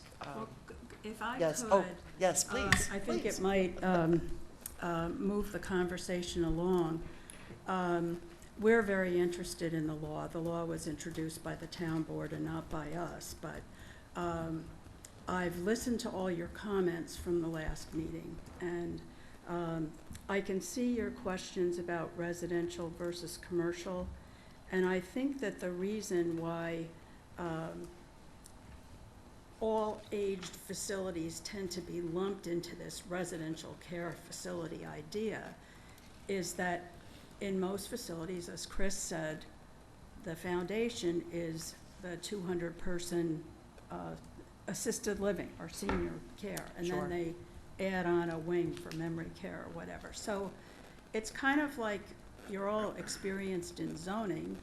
You have your dominant use, right, which is a residential care facility, and then you're adding on a separate element. So it's subsidiary, and so those large facilities, we don't expect them to change in their characterization. Although I will say, the history in Hyde Park of the treatment of various types of institutional uses is long and different. Until 2020, there was a healthcare facility that was in the non-residential group. And I don't think it makes sense for us to go into ancient history here. But we would be agreeable. In fact, we would request the town board, independent of whatever you might say, to make it clearer that we're not trying to change anything that exists. Chris's facilities are small. We've set a maximum of 40 people under care, including those in full-time residence and those who are having daycare, because what Chris didn't get a chance to mention is that if beds are available, daycare is a possibility that could be offered, or respite care, which is sometimes very important for the people at home. So, Can I just ask how that works? If there's 40 beds, how do you keep track of are the daycare numbers inclusive of the beds? Yes. So The how does daycare numbers that of the work? 40 max are inclusive, right. And just for clarity, we're 24 units, 24 bedrooms. I think Single we'll- beds. We'll probably license at 29, but we're well under 40. Okay. Oh, 40 is a So that max. was just said as being the max. Yeah, we're not building 40. That's Gotcha, actually okay. kind of big. So what I would suggest is that the draft be made clearer by adding to the definition a provision that we have elsewhere in the standards, which is that there is a maximum of 40, right? And to specifically add a provision in the law that says that where there is an existing assisted living facility or whatever, and where memory care is only a subordinate part of that, that those projects would continue to be reviewed under their dominant use under the existing residential care facility. So we're not creating confusion. This is, I think you can see, a different kind of an animal. It's not it's not linked to the main use of people coming and going, and then there's this added Yes. thing onto it. So, And I think we all know of some, many facilities around here have a subordinate use of a few beds or something. Right. But it is not the primary use. right, Nor it's is it not the designed. only use, and it's not Yes. something so small. So I think if there's any sense of undue proliferation of these facilities, I think if we're realistic and look around, the need for good care is It's something there. that far exceeds the Yes. supply. But even saying that, I think my concern when I first looked at the idea of this law was that we're certainly not asking the town to say, Chris can come in and no one else can. And not only is that illegal as spot zoning, but it's not something we're interested in doing. But at the same, so what the idea was, or the goal was, is to, even though this really has very little, nothing whatsoever to do with residential care facility, to permit it under the same basis as residential care facilities, keeping in mind, by the way, that residential care facilities can actually have more than 200 units. It's Sure. just that you need to limit it to 200 if you're trying to get a waiver of scale. So this is something very different, and as Chris said, I think the one thing you didn't mention is that memory care facilities have to be built to an industrial building code because of those things, not the residential code that other facilities are built to. But the bottom line is, Chris is not advocating, and I mean, this is something that you'd have to make the decision of whether you want to recommend to the town board, but I don't think it's necessary to allow for this use in every single zoning district. I mean, that's something that is up to the town board to decide. I think our thinking was this use is so minor in impact and size is actually controlled here. I know there's some comments about controlling size in the Greenbelt district. Size is controlled by the maximum number of people, right? This is not going to be anything like the larger facilities. And so certainly it would be a reasonable recommendation that anything that the board thought was appropriate to say about limiting it to certain zoning districts, or certainly to up the regulatory requirement if you do continue, if the town does continue to allow this in Greenbelt and waterfront, to add the requirement of a special permit, which is what which is what residential care facility does, or whether or not to allow it. I think your suggestion was very good of being forthright in making a provision that this was something specifically allowed in the Belfield Plan Development District, since it would need to be added there. That's realistically where Chris's facility is proposed to be. And does everyone understand where it would be? It would be in the northwest corner, not in the very Not at the corner, which is behind the store. It had So it's the originally facility been behind where the- a restaurant was going Yes, to go. yes. The With initial a curb idea cut was- onto St. Andrews. Yeah, the water tower's right Where you there. found that foundation, right, Larry? Is that where you found the foundation, No, it's Larry? on the other Yeah, the side. historical one, right? Yeah. Well, there's one here, and Yeah. there's another one Yeah. here. So Okay, yeah. Breachy Kill pops down, it's right here. Yep. Yeah. No, yeah. So it's a little bit in on St. Andrews Road. It's not on that, yes. But, again, this facility. It's not here. Right, Right. not on the corner. Yeah. So, it's not going to have as much traffic as a restaurant would have. It's a beautiful rural setting, so I think it is true that there's many of the purposes of the Belfield Plan Development District that are fulfilled by this use. For example, filling needs of people in the town as well as those beyond the town. Certainly a facility like this renders great service to people in the town and may bring families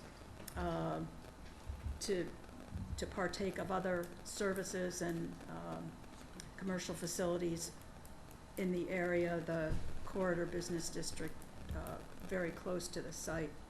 And so I think that's another thing that makes sense about placing this, allowing this in Belfield and treating it as part of the commercial non-residential Non-residential. allocation, that the square footage would have to be debited. So I've fooled around with some language that I think would be a lot clearer on this, but I leave it to Victoria and, willing to work on drafting anything. Not that I'm trying to appoint myself as your committee. You can do whatever you want to, but I just want to emphasize that we're trying to be very flexible and are not trying to change the town in any material way. We're just trying to. As you know, I'm filling some very large shoes. Yeah. And, this is one of the biggest changes that I've seen come before us. And so I am struggling, and so this is why I wanted you to come in and talk to the board, because, you know, first of all, it's not so much, I mean, not so much your proposal and your facility, it's the general allowing of this in Hyde Park as that type of use defined as you've defined it, with a max 40 beds. So that's what we're looking Yeah. at, the addition of, oh, and it could also go and be used here in Belfield is to me a secondary, not so much primary, because it could be, once we change the law, it then opens it up for other areas, which, you know, but residential care facility is already opened up, so I mean, it's not, I don't think we have to worry about these popping up. And I wouldn't even say worry, because if there's the need, then let it happen. So for me, it's just focusing on the legal law so that it applies, and then we can add it over to the Belfield should the board determine that's a good way to go. Yeah. So your explanations for me have helped an awful lot to see the differences and how this is very different from a residential care facility. But I want the board to be able to ask questions, and consultants too. I mean, because I need all the input. And this is the first time we've actually really had a chance to discuss it with folks who know Right. the business. Yeah. So thank you very much. It's always on our radar to come before planning board. Just the way this ball got shot out of the net, we just ended up here probably about 2 months late, and I No worries. apologize for that. But No worries. we enjoy it. We like presenting, and we knew we were going to come before you at some point in time. So I'm glad we have that No, opportunity. I'm very happy, because actually you're early then. Let's look at it as you're early, not late. Okay? Let's start off to my left. And if we have a microphone for Tad, that would be great. Because ultimately, you know, Tad is she lives and breathes the code. Yeah, and I think you addressed it very well. The issue is not whether or not it's commercial, it's whether or not it's non-residential in our code, and that's kind of seems to be quirky in our code. People are not accustomed to addressing that. The other factor with Bellafield was, I don't know if it still is, but is the classification of residential versus non-residential and the percentage that Right, has the to ratio. occur, the ratio during construction. And, you know, I do think that it is appropriate to include it specifically in the PUD as opposed to townwide greenbelt. I think that makes more sense. And please don't underestimate the parking needs. I know you say that you don't anticipate visitors. We have the hospice that is in dire need of Yes. additional parking that they had no idea they were going to need. And so that's been an issue in another project. So just don't underestimate it. That's all. Wow, excellent. Thank you so much. Tad, real quick, there's like a standard ratio of parking per beds that senior care, assisted living and memory care typically uses, with some flexibility. It's under 1, obviously, because our residents don't drive. And I think I think we can accommodate that ratio on the site. When we get to the planning board, Yeah. we only have recommended parking requirements. You'll justify what you think you need, but Yeah. try to Yep. assess the land so that if you need additional parking, you can add it. So in a larger facility, I presume there are more beds with, one staff person doing multiple beds, but your ratios will be a little bit different because you have so few beds. What is your ratio of staff? Because, you're going to have people in the kitchens and people. Right. So typically it's about 10 to 1 or 8 to 1 in is the common industry. We're staffed at about 4 to 1. So we have about twice the staff. Right. So I think potentially the industry standards for parking might need to be tweaked because you are going to have more staff. Yes. So, you know, there's various formulas like 0.5 per bed plus 1 per staff plus X visitors plus, you know, whatever. And you can look at it five different ways, and it tends to converge on a typical number that's about 0.8, 0.7 per bed. How you get there is, you know, one half dozen or another. But your point about hospice shortage of beds, I think is a very good one. And I think that by the time we get here to the site plan review, if the Lord will do, Chris would be able to address any analysis he wants to bring before the board of the differences between Yeah. hospice. I mean, there's Again, a that lot would be of part of the doctors exchange and with. other support personnel, et cetera. Yep. Yep. But obviously, that's something that needs to be. But excellent point. Bonnie, any thoughts? Thank you for the presentation. I think it was very informative. I myself, like you, Ann, have had a mom who had dementia, and I understand entirely the care needs associated with it. With regard to these facilities, I thought I heard someone say meeting an industry code. I didn't know if what was meant was an institutional code, because I think these type of facilities are either in the building code as residential or institutional. Yeah, we're I2, I believe. Building Okay. code I2. Okay, I thought I heard industry, so you're institutional. misspoken. Okay. Someone said it constructed to industrial codes. Yeah, I think institutional, yeah, institutional. code, just for the record. So one of the things too, talking about building code is, we're built to an institutional code because our residents are not considered self-evacuate. They can't self-evacuate. Right. So we have 2-hour rock, for example. We have, we're sprinkled. Different. Yeah. The other thing because it's New York State has so many regulations regarding how to regulate these different types of care facilities. And I think memory care comes under like the same as assisted living. I would just suggest, you probably have done this already, but just to look at what the health department requires, because they may have specific requirements that you'll need to meet, and there's whether it's staffing, et cetera. So Understood. Because you'll have to go through that process. That's not necessarily something for the planning board, but just to raise that. But to give you a measure of assurance, early in our journey here in the Hudson Valley, we crossed paths with a company called Hyde and Landy up in Albany. Hyde and Landy is a women-owned kind of government affairs lobbying firm, and they have a special practice in senior care, and they flat out told us that this was the most exciting thing they've seen in senior care in 3 decades in the Hudson Valley. And they've offered us to walk us into the Department of Health and make a presentation, as well as our local reps. Now, I don't know on what level, whether that was New York State legislative or U.S. rep, but they offered to walk us in and let these people know that we're coming into their district.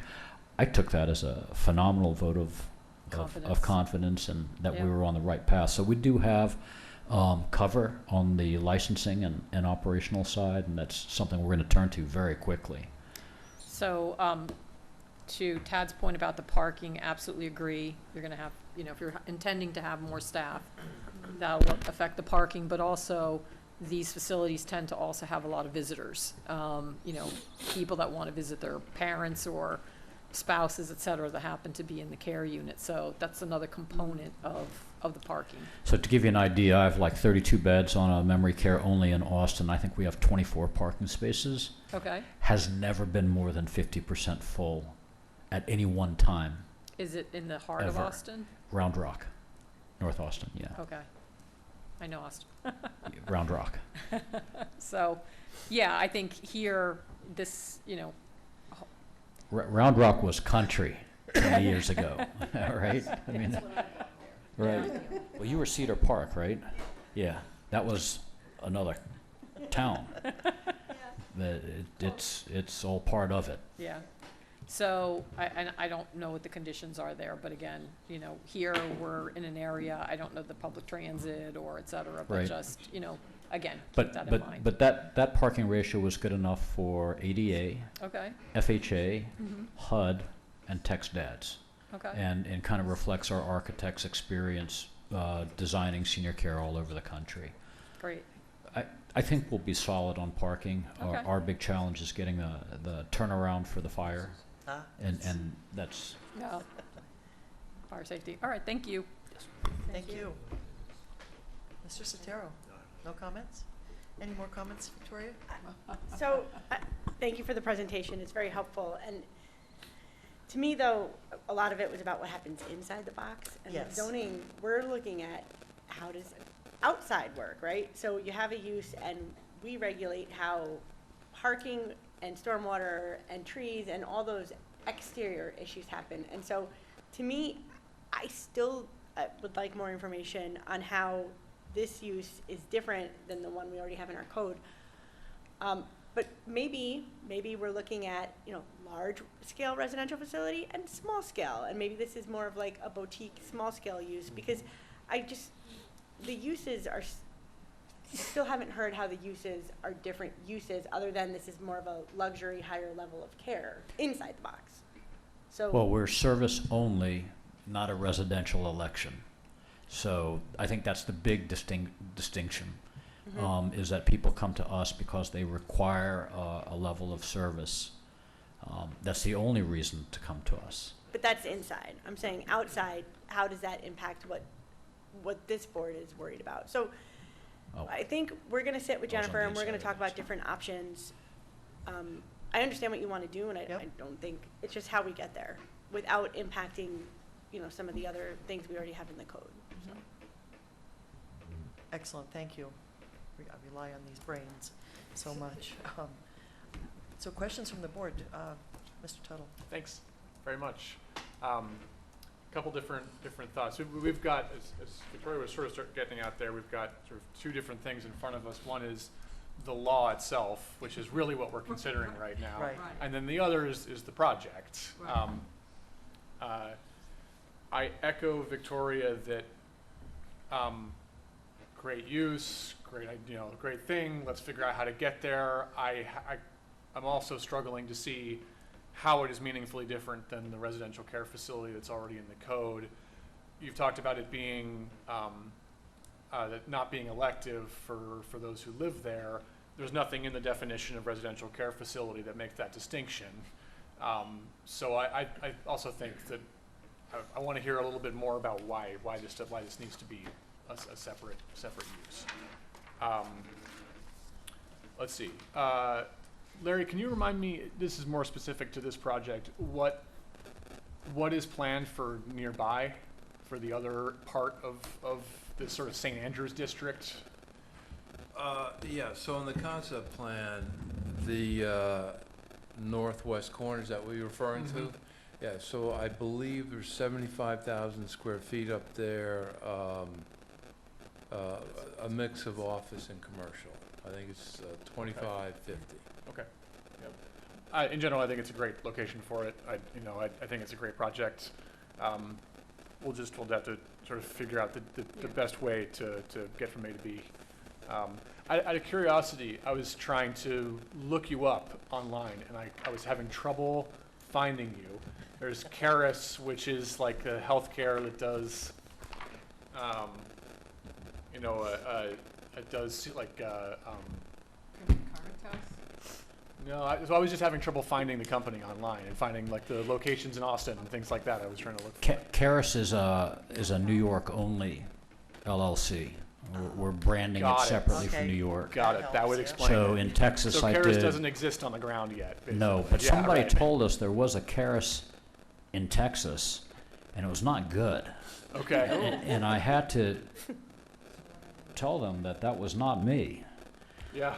In Austin, I did Sundara Senior Living in Round Rock, and 3 large award-winning properties in Central Texas under the Stony Brook name. Okay.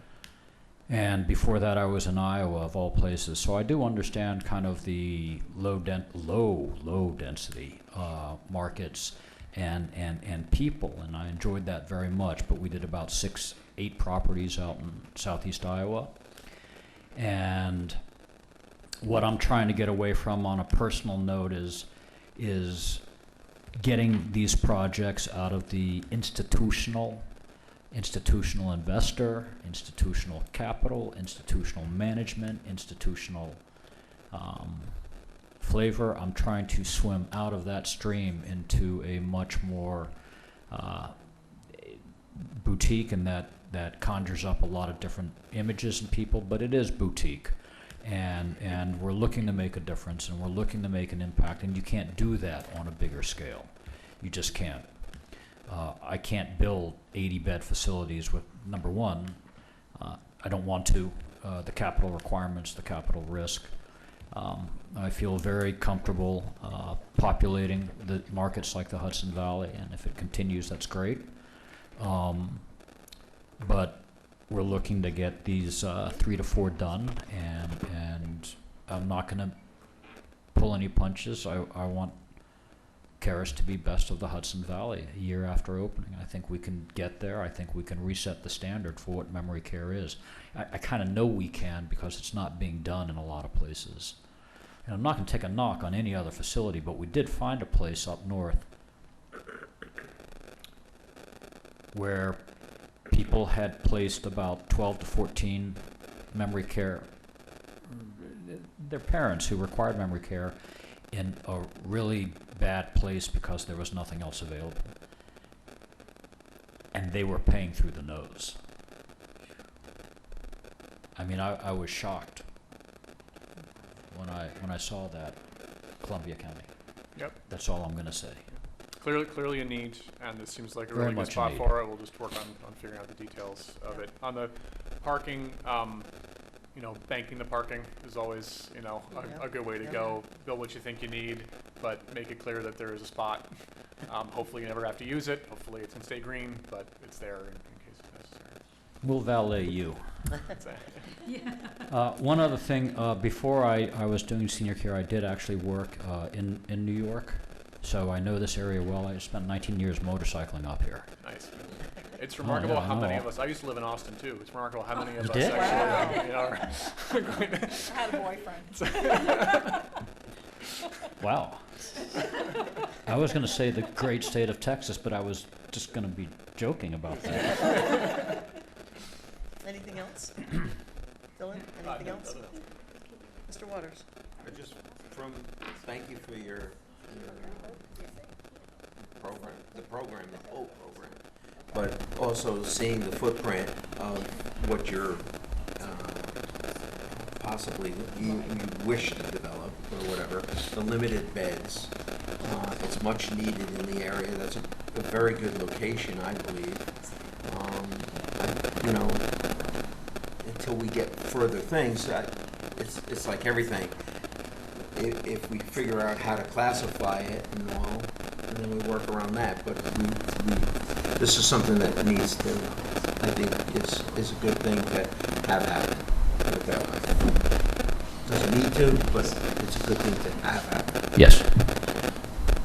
We could build 6 of these in Dutchess County alone. Oh, yeah. Yep. And we've got to get through number 1 first. And then it's specialized. It seems like it's going to be a specialized care, and it's. I believe you said it's owner operated. You're building it. You're the developer. You're owner. Yes. You're managing it. You're running it. Yes. So that might set it different than the other facilities. I think so, but you understand that that's a double-edged sword to put out there. Well, Yeah. you're passionate about what you do, so you're putting your. Well, sometimes that carries the day, but sometimes it doesn't. Interesting to know where the name Caris came from. Caris is 3 things. Okay. The etymology for the word charisma is charis. Charis implies kind of caress and care. And I think those are the 3 reasons. It lends itself. Care is. Karen's. Yeah. Yeah. Okay. Thank you very much. I just thought that was interesting. Thank you. Yeah, thank you. Ms. Wasser? Thanks for your presentation. Your passion is obvious. It's a great use and a need. I have a question. Do you own currently and manage, well, how many of these do you Sundara have? in Austin, yes. How many of these facilities do you currently own and manage? One in Austin, and the other portfolios we were taken out years ago. So we're no longer owner-operators of those. You're not involved with them at all? Correct. You built them, you sold them, you moved on, okay. Thanks for the presentation, it's very interesting. Anything else? No, not now. Mr. Oliver? Thank you. The presentation, your energy is welcomed. Quick question for Larry. On the map there, are you looking at the east side of the Marici Kill or the west side? Because the box kind of encompasses both. So it'd be on the west side. Yeah. Yeah, is right here. Yep. And the site's right here. Oh, okay. We walked up there during Yeah. our site walk 4 years ago. No, I think that'd be a really great location. Very serene. You get up there and it's flat. Yeah. And it's kind of sandy. Just with the way the box was, I didn't know if, yeah. which side, but I think that This box location really would should be like this right here. would be ideal for it. Yeah. Thank you for clarifying that. You're welcome. Ms. Lee? Great project, thank you so much. Just wanted to defer to Tad, because Tad said something very interesting. She's recommending that this project be specific to the Belfield project and not the overall code. And I just wanted to make sure everyone heard her. Yes, PUD only, not greenbelt, et cetera.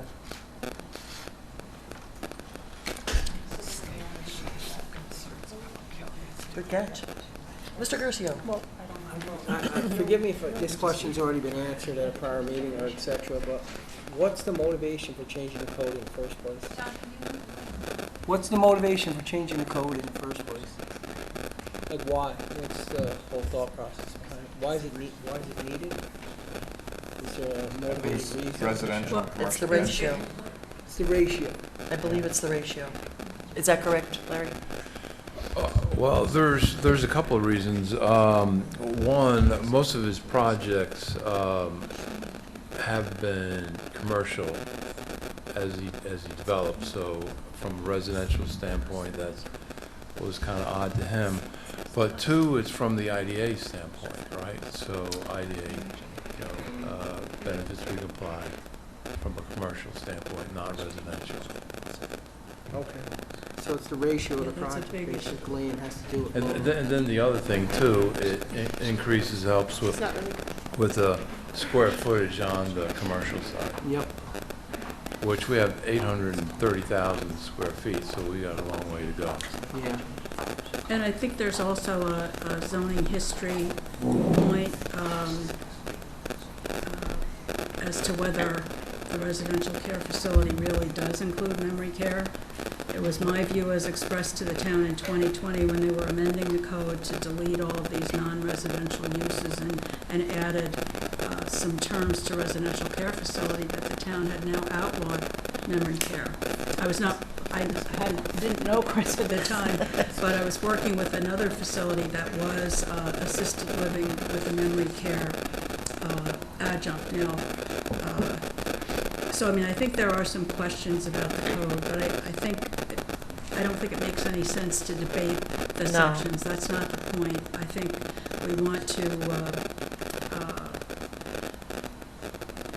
It's we want to 2025, get there in a right? way that's rational. We're not trying to undermine or change the code. I feel that trying to go in and do things to the residential care definition is going to be a much longer, bigger, larger project than we need to do. I think we can be more surgical than that in a way that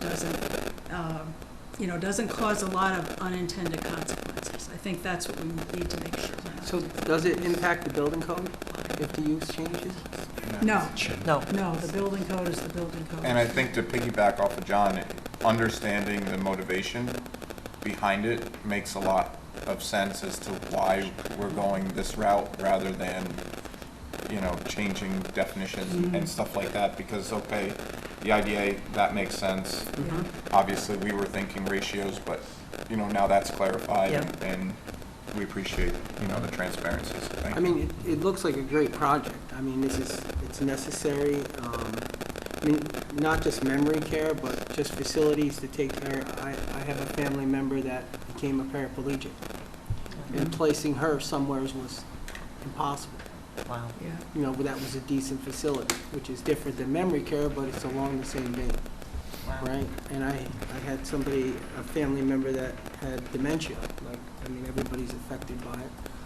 And I know exactly what you're talking about. She was, she lived in California, and she was in a very nice residential facility that had one floor that was memory care. But once you went to the memory care floor, it felt like, I mean, you could just see the dynamic change. And it was a nice facility, and it was a great facility until you went to memory care. Not that they were doing anything wrong, it was just very sparse and very cold, and it was not good. You could feel the change. You could feel the change. Our design, it's what we call intuitively maps with residents. It reflects how they've lived. And that's a big thing. It's a big transitional thing that kicks people off on a bad adjustment, and it ends up in over-medication. So if you can close that gap out of the gate, you've solved 50% of your issues right there. I mean, on the surface, I mean, you're gonna change the code for just one district, to me, which is not, I don't see a problem with that on the surface. As long as the codes don't change, the building codes and such and things like that, as far as building the building and what's required. And I would agree about the parking. I would still want to see extra parking to avoid any issues. That's it for me. Thank you so much. And thank you again for coming before us and helping us to have a great discussion. And Bonnie has a question. Sorry, just- No. So I brought up the concept plan for Bellafield. So Larry, it's like, I call it the small pod as opposed to the big pod on the Yes. corner, right? Yes. So remember that there's a building setback. So just to make sure that their floor plan, ultimately, when the zoning's passed, in theory, they could put it, I think, anywhere on the site, not necessarily just here, because it's going to apply to the entire, if it, applies to the entire PDD. But if you're intending to do it on this specific spot, just make sure the length of the building isn't problematic for you, because then you have that big drop off. Yep. Oh, yes, right. Right? So hopefully it fits. I don't know the scale on this, but I'm just letting you know. As a reminder, that setback, which I happen to pop up. Yeah, we, the civils played around with the site plan, and it fits in there, but you're right, in the back there, that's where you have your outdoor area. But you need some fill. I need some fill, okay. We need some cut, and he needs some fill. Okay. Thank you. Thank you. But, Bonnie. I'll just ask, are there any more questions? Because this has been a wonderful exchange. So I think the next steps are that Jennifer and Victoria are going to speak. And Dylan. And Dylan. And me. I'll And- listen. Yep. We'll just have a discussion about, I think we could probably come up with a few different options and talk Yes. about which is the best. Yes, agreed. Yeah, because, agreed. I think we're hearing that this is something to be pursued and cleaned up. To me, this is cleaning up our code. Nobody could envision this back when we were writing our code and, thinking about how things should be different. So thank you again for coming out tonight, Thank you, guys. Thank everybody. and looking forward to seeing you in the future. Thank you. Thank Thank you. you very Thank you, much. Larry. Thanks for your time.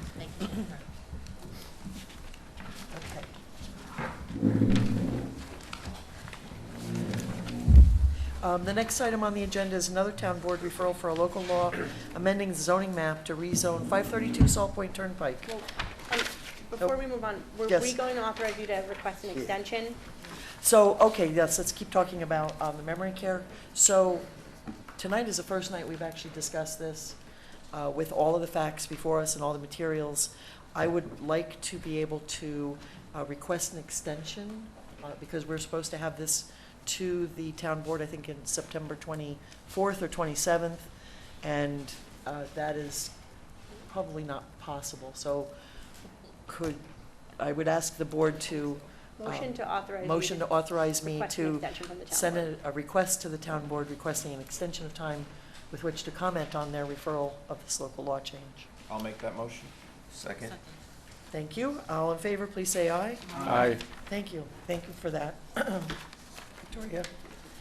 Did everybody have a chance, excuse me, to read the draft for the comment back to the town board for the rezoning of 532 Salt Point Turnpike?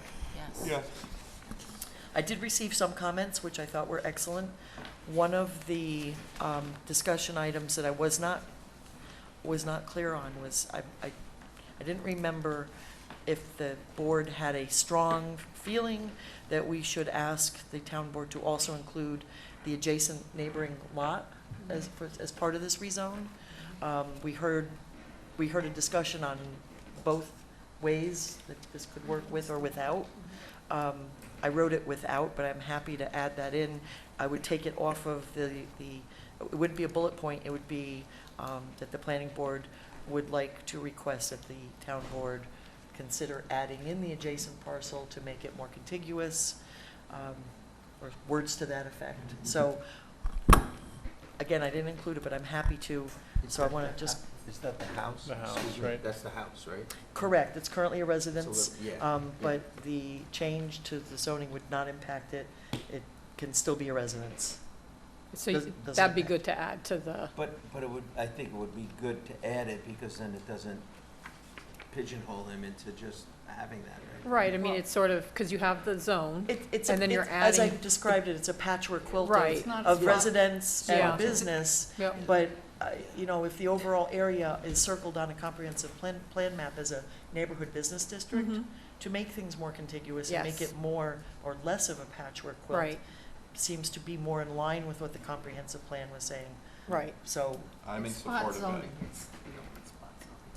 And I think you were going to add, if I recall, just that NBD zone allows single family. So it's not yeah, like you're so that affecting it's them. not, Yeah, so they know that they're the neighbor not. doesn't think that Right. they need to become an auto shop or Correct. something. Yes.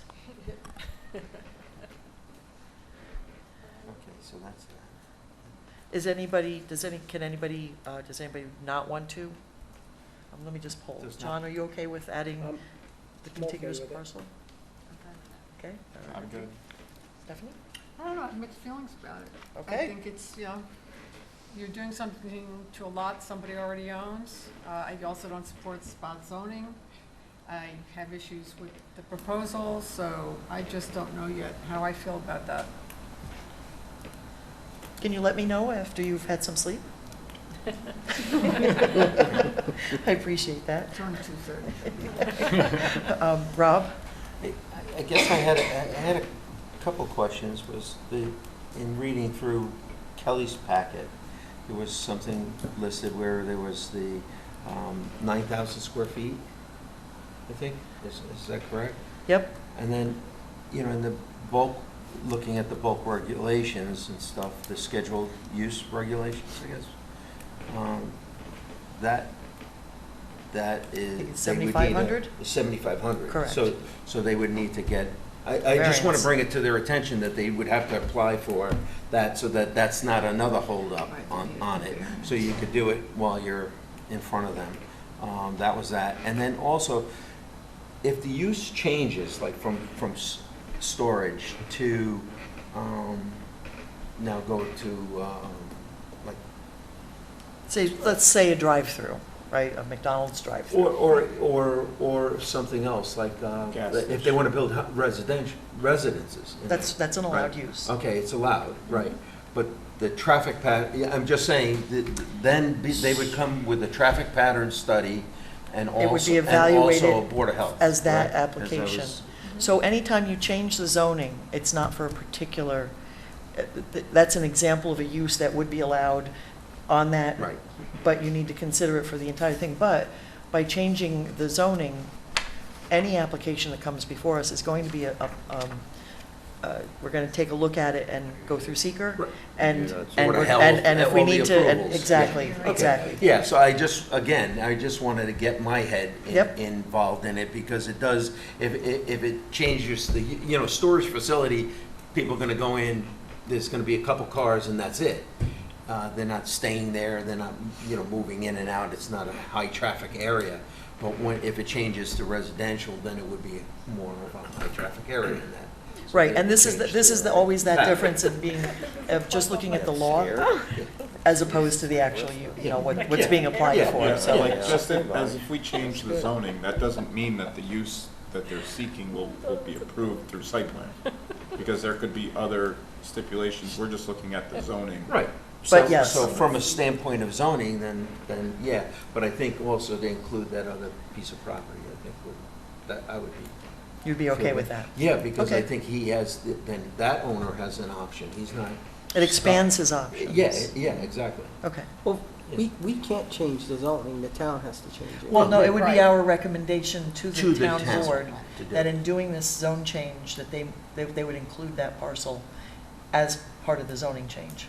To make it contiguous. We're recommending it. So, yeah, but I looked And we at the- don't change that, the town board would, they would change the local law Exactly. that changes the zoning on those parcels. So this parcel where the storage is going is a pretty decent-sized piece of land, and there's other parcels that we want to change in addition to that? Just the one directly next door? Next door Because to that it? would create a contiguous, I think Heading- maybe five Heading total, towards Poughkeepsie. 5 total parcels that would all be neighborhood business district. Okay. So it would become less fragmented. Do they know that we're considering that? No, and it would just be a recommendation, they can take it or not, I mean. Would they be considered non-conforming?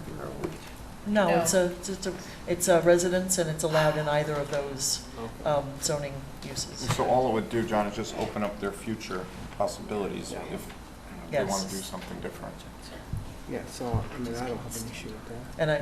And again, they don't have to do it, they might just do the one lot and be done with it. But, again, we're trying to look at it from like a comprehensive plan and that particular area and trying to make it more Makes sense. in line.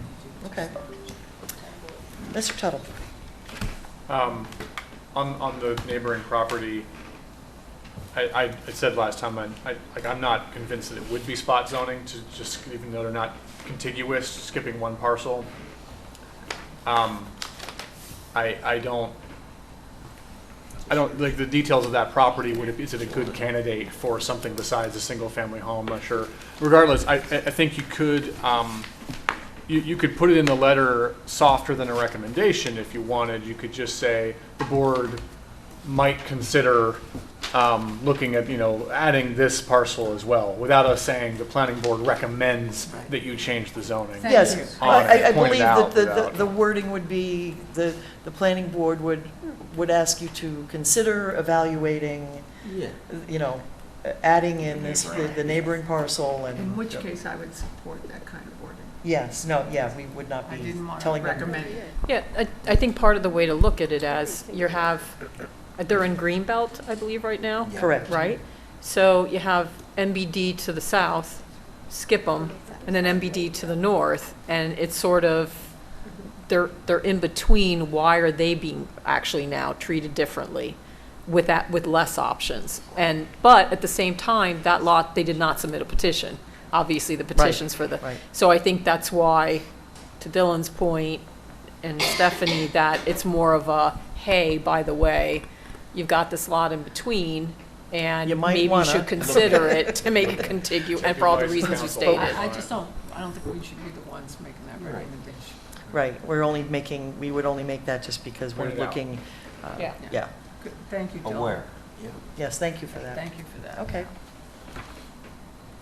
All right, good. I think we've had I will add a note about them possibly looking at adding that contiguous parcel, and also that by doing that, it would not change the current use that residential is allowed in the neighborhood business district. Does that sound good? If that is okay, then could I ask for a motion to allow me to clean up the draft? I would resend it back out for any more comments, So moved. and then I would send it off to the Second. town board. All right, so that's Stephanie and Chris. All in favor, please say aye. Aye. Thank you so much, guys. All right, Condos. now we're on to condos. There's Larry. Larry B. Larry B. Larry B. You're never, ever going to escape that now. I'm just gonna start calling you LB. Let's get to. All right, we might be getting a little punchy, that's okay. That's okay. I'm not the only one. Nope, nope. Although you might be the queen at this point. Yeah. So we have been asked by the town board for comments on the requested height variation for Phase 4 Belfield condos. And we have been presented with this project. We know about this project. The referral included all the materials that you submitted. So this gives us an opportunity to ask any questions about this particular referral. Would you like to, though, give us any additional information? Yeah, I have a PowerPoint if you want to see it. It's in my coat, but I think we've been through it enough. Yeah. I would ask the board if you would like to see. I think I'm okay. Are you okay? Did we all make that sidewalk? Yeah. Yes. Then I don't think We had the drone, we had the, yeah, yes. we all were at the sidewalk. John Right. wasn't there. Huh? John wasn't there, but there. Oh, yeah. my apologies. I didn't It's ask okay. you. It's okay, he saw the presentation.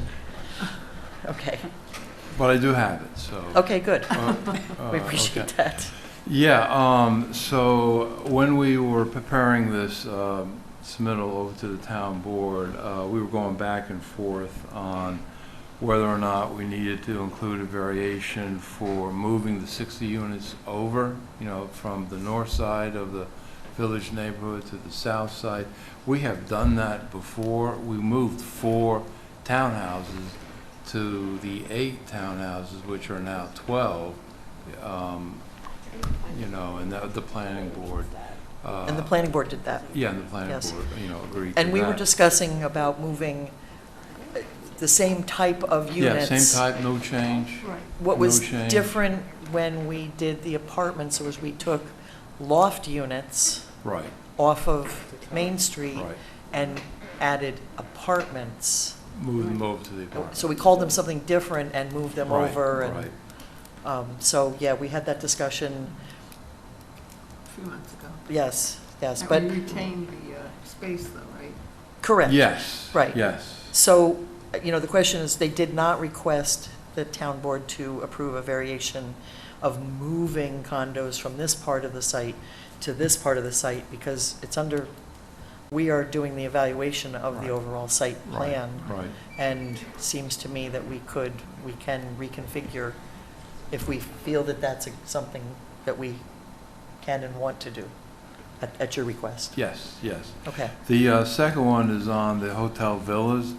The hotel villas in the Belfield district, they're limited to 35 feet. So 35 feet is 2 stories. So we decided that, well, I think we presented that we wanted to go up to 2 stories. It would look better, you know, transitioning, you know, from the townhouses, hotel villas, and then up to the condos. It just seemed to make sense. The footprint would remain the same at 800, so it could go up to 1,600. I did look in the finding statement. They don't separate out, or at least I didn't find where they separated out the hotel villas. They included the square footage in with the hotel. Okay. So that's a bulk number, Okay. and we'll go off that, you know, that number when we hit it, we hit it. So I the wasn't square sure- footage is included in the I overall. wasn't sure if Okay. that needed Okay. I don't think it does, but I'm asking.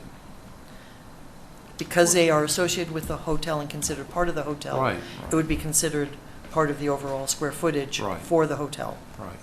Okay. Yeah, I think so. So, right, they were increasing the square footage from 800 to 1,600, but I didn't see anything in the concept plan that requires that to get any kind of approval, so I think the square footage just gets added in. Added, yes. Okay, so, But I mean, that's what I think. You want it added? no. No, no, no. Well, yeah, it counts towards your total square footage. Yes, it does, yes, But, correct. but not added to the request Right. for Gotcha. a variation. Oh, sorry, yeah. Yeah. So that's what I have, and then just to understand the schedule, how all this works. Any additional information you might need from Jennifer or me? So I actually thought this one was fairly straightforward, and I believe I already wrote a comment letter on another referral, and we have other examples, and I Okay. have a great team here. This one is not confusing to me. I know that's rare, but, so I think tonight I'm also going to be looking for a motion to authorize me to send comments to the Hyde Park Town Board regarding the requested Belfield concept plan. But I wanted to hear from anybody if there was any reservations or questions for clarification. And I would also ask the consultants. And Tad, do you have any questions on this? No. Okay. Bonnie? Pete? Victoria? No. No? No wet blanket? No? Yeah. I mean, I can come up with something. It's late. Mr. Tuttle? You know, I had said last time that after our site visit, perfectly fine with the heights on the buildings that are further removed, but I wondered if tonight you would have something on the building that was closer, but I'll just say I'm looking forward to seeing what you might come up with as far as the building closest to the stone tower. Oh, yeah, yeah. To yeah. try to... No, I hear you. We're going to try to push it back. Great. Yep. Great. Okay. That's all. Mr. Waters? Nothing. Okay. Ms. Watser? No. Mr. Oliver? No. Ms. Lee? Mr. Garcia? No. All right, well, I'm not hearing any reasons why we would not recommend this. Okay, terrific. So may I get a motion to authorize me to send comments to the Hyde Park Town Board requesting for comments related to the Phase 4 height? So moved. Second. All in favor, please say aye. Aye. Motion carries. I will get something out. I will ask for your inputs and edits and other things. But Thank you very much. thank you very much for hanging in there. Yep. Only 3 items tonight? Yeah. Yeah, well, big help. Appreciate it, everybody. Thank you very much. All right. Next item on the agenda is a site plan waiver for HVAC at 50 Beat Art Place, and I think Mr. Waters has this. I have this one. Town of Hyde Park Planning Board, Michael and Patricia Levine, 50 Beat Art Place, 6065-20-754059, site plan waiver. Whereas, resolution 2025-47, whereas a request for waiver of site plan has been made, Town of Hyde Park Planning Board by Michael and Patricia Levine on September 4th, 2025 to replace roof shingles and install 3 condensed heater pumps on the south end wall of the existing single-family house located at 50 Bedart Place in Historic Overlay District. And whereas, now therefore be it resolved that the Town of Hyde Park Planning Board hereby waives site plan requirements for the proposed changes as described in the request for a waiver of a site plan received by the Planning Department on September 4th, 2025. Second. Any discussion? All in favor, please say aye. Aye. Any nays or abstention? Motion carries unanimously. Our next item on the agenda is another site plan waiver, this time for panels at 31 Garden Street. And I believe we have Mr. Gercio, you have this one. Sure. Jeffrey and Melinda Lee, 31 Garden Street, site plan waiver. Resolution 2025-48, whereas a request for site plan waiver has been made to the Town of Hyde Park Planning Board by Jeffrey and Melinda Lee for installation of roof-mounted solar panels to an existing single-family home, not single, or single-family home. Whereas, therefore be it resolved that the Town of Hyde Park Planning Board hereby waives site plan requirements for proposed changes as described in the building permit application dated August 26, 2025, and the request for a waiver of site plan received by the Planning Board on September 16, 2025. Second. Any discussion? All in favor, please say aye. Aye. Any nays or abstentions? Motion carries unanimously. And may I get a motion to adjourn? So moved. Second. All in favor, please say aye. Aye. Thank you, everybody. Thank you. Excellent discussions. It's 9 o'clock. Oy, welcome back. Oh, you. Welcome back. Get some sleep. You both.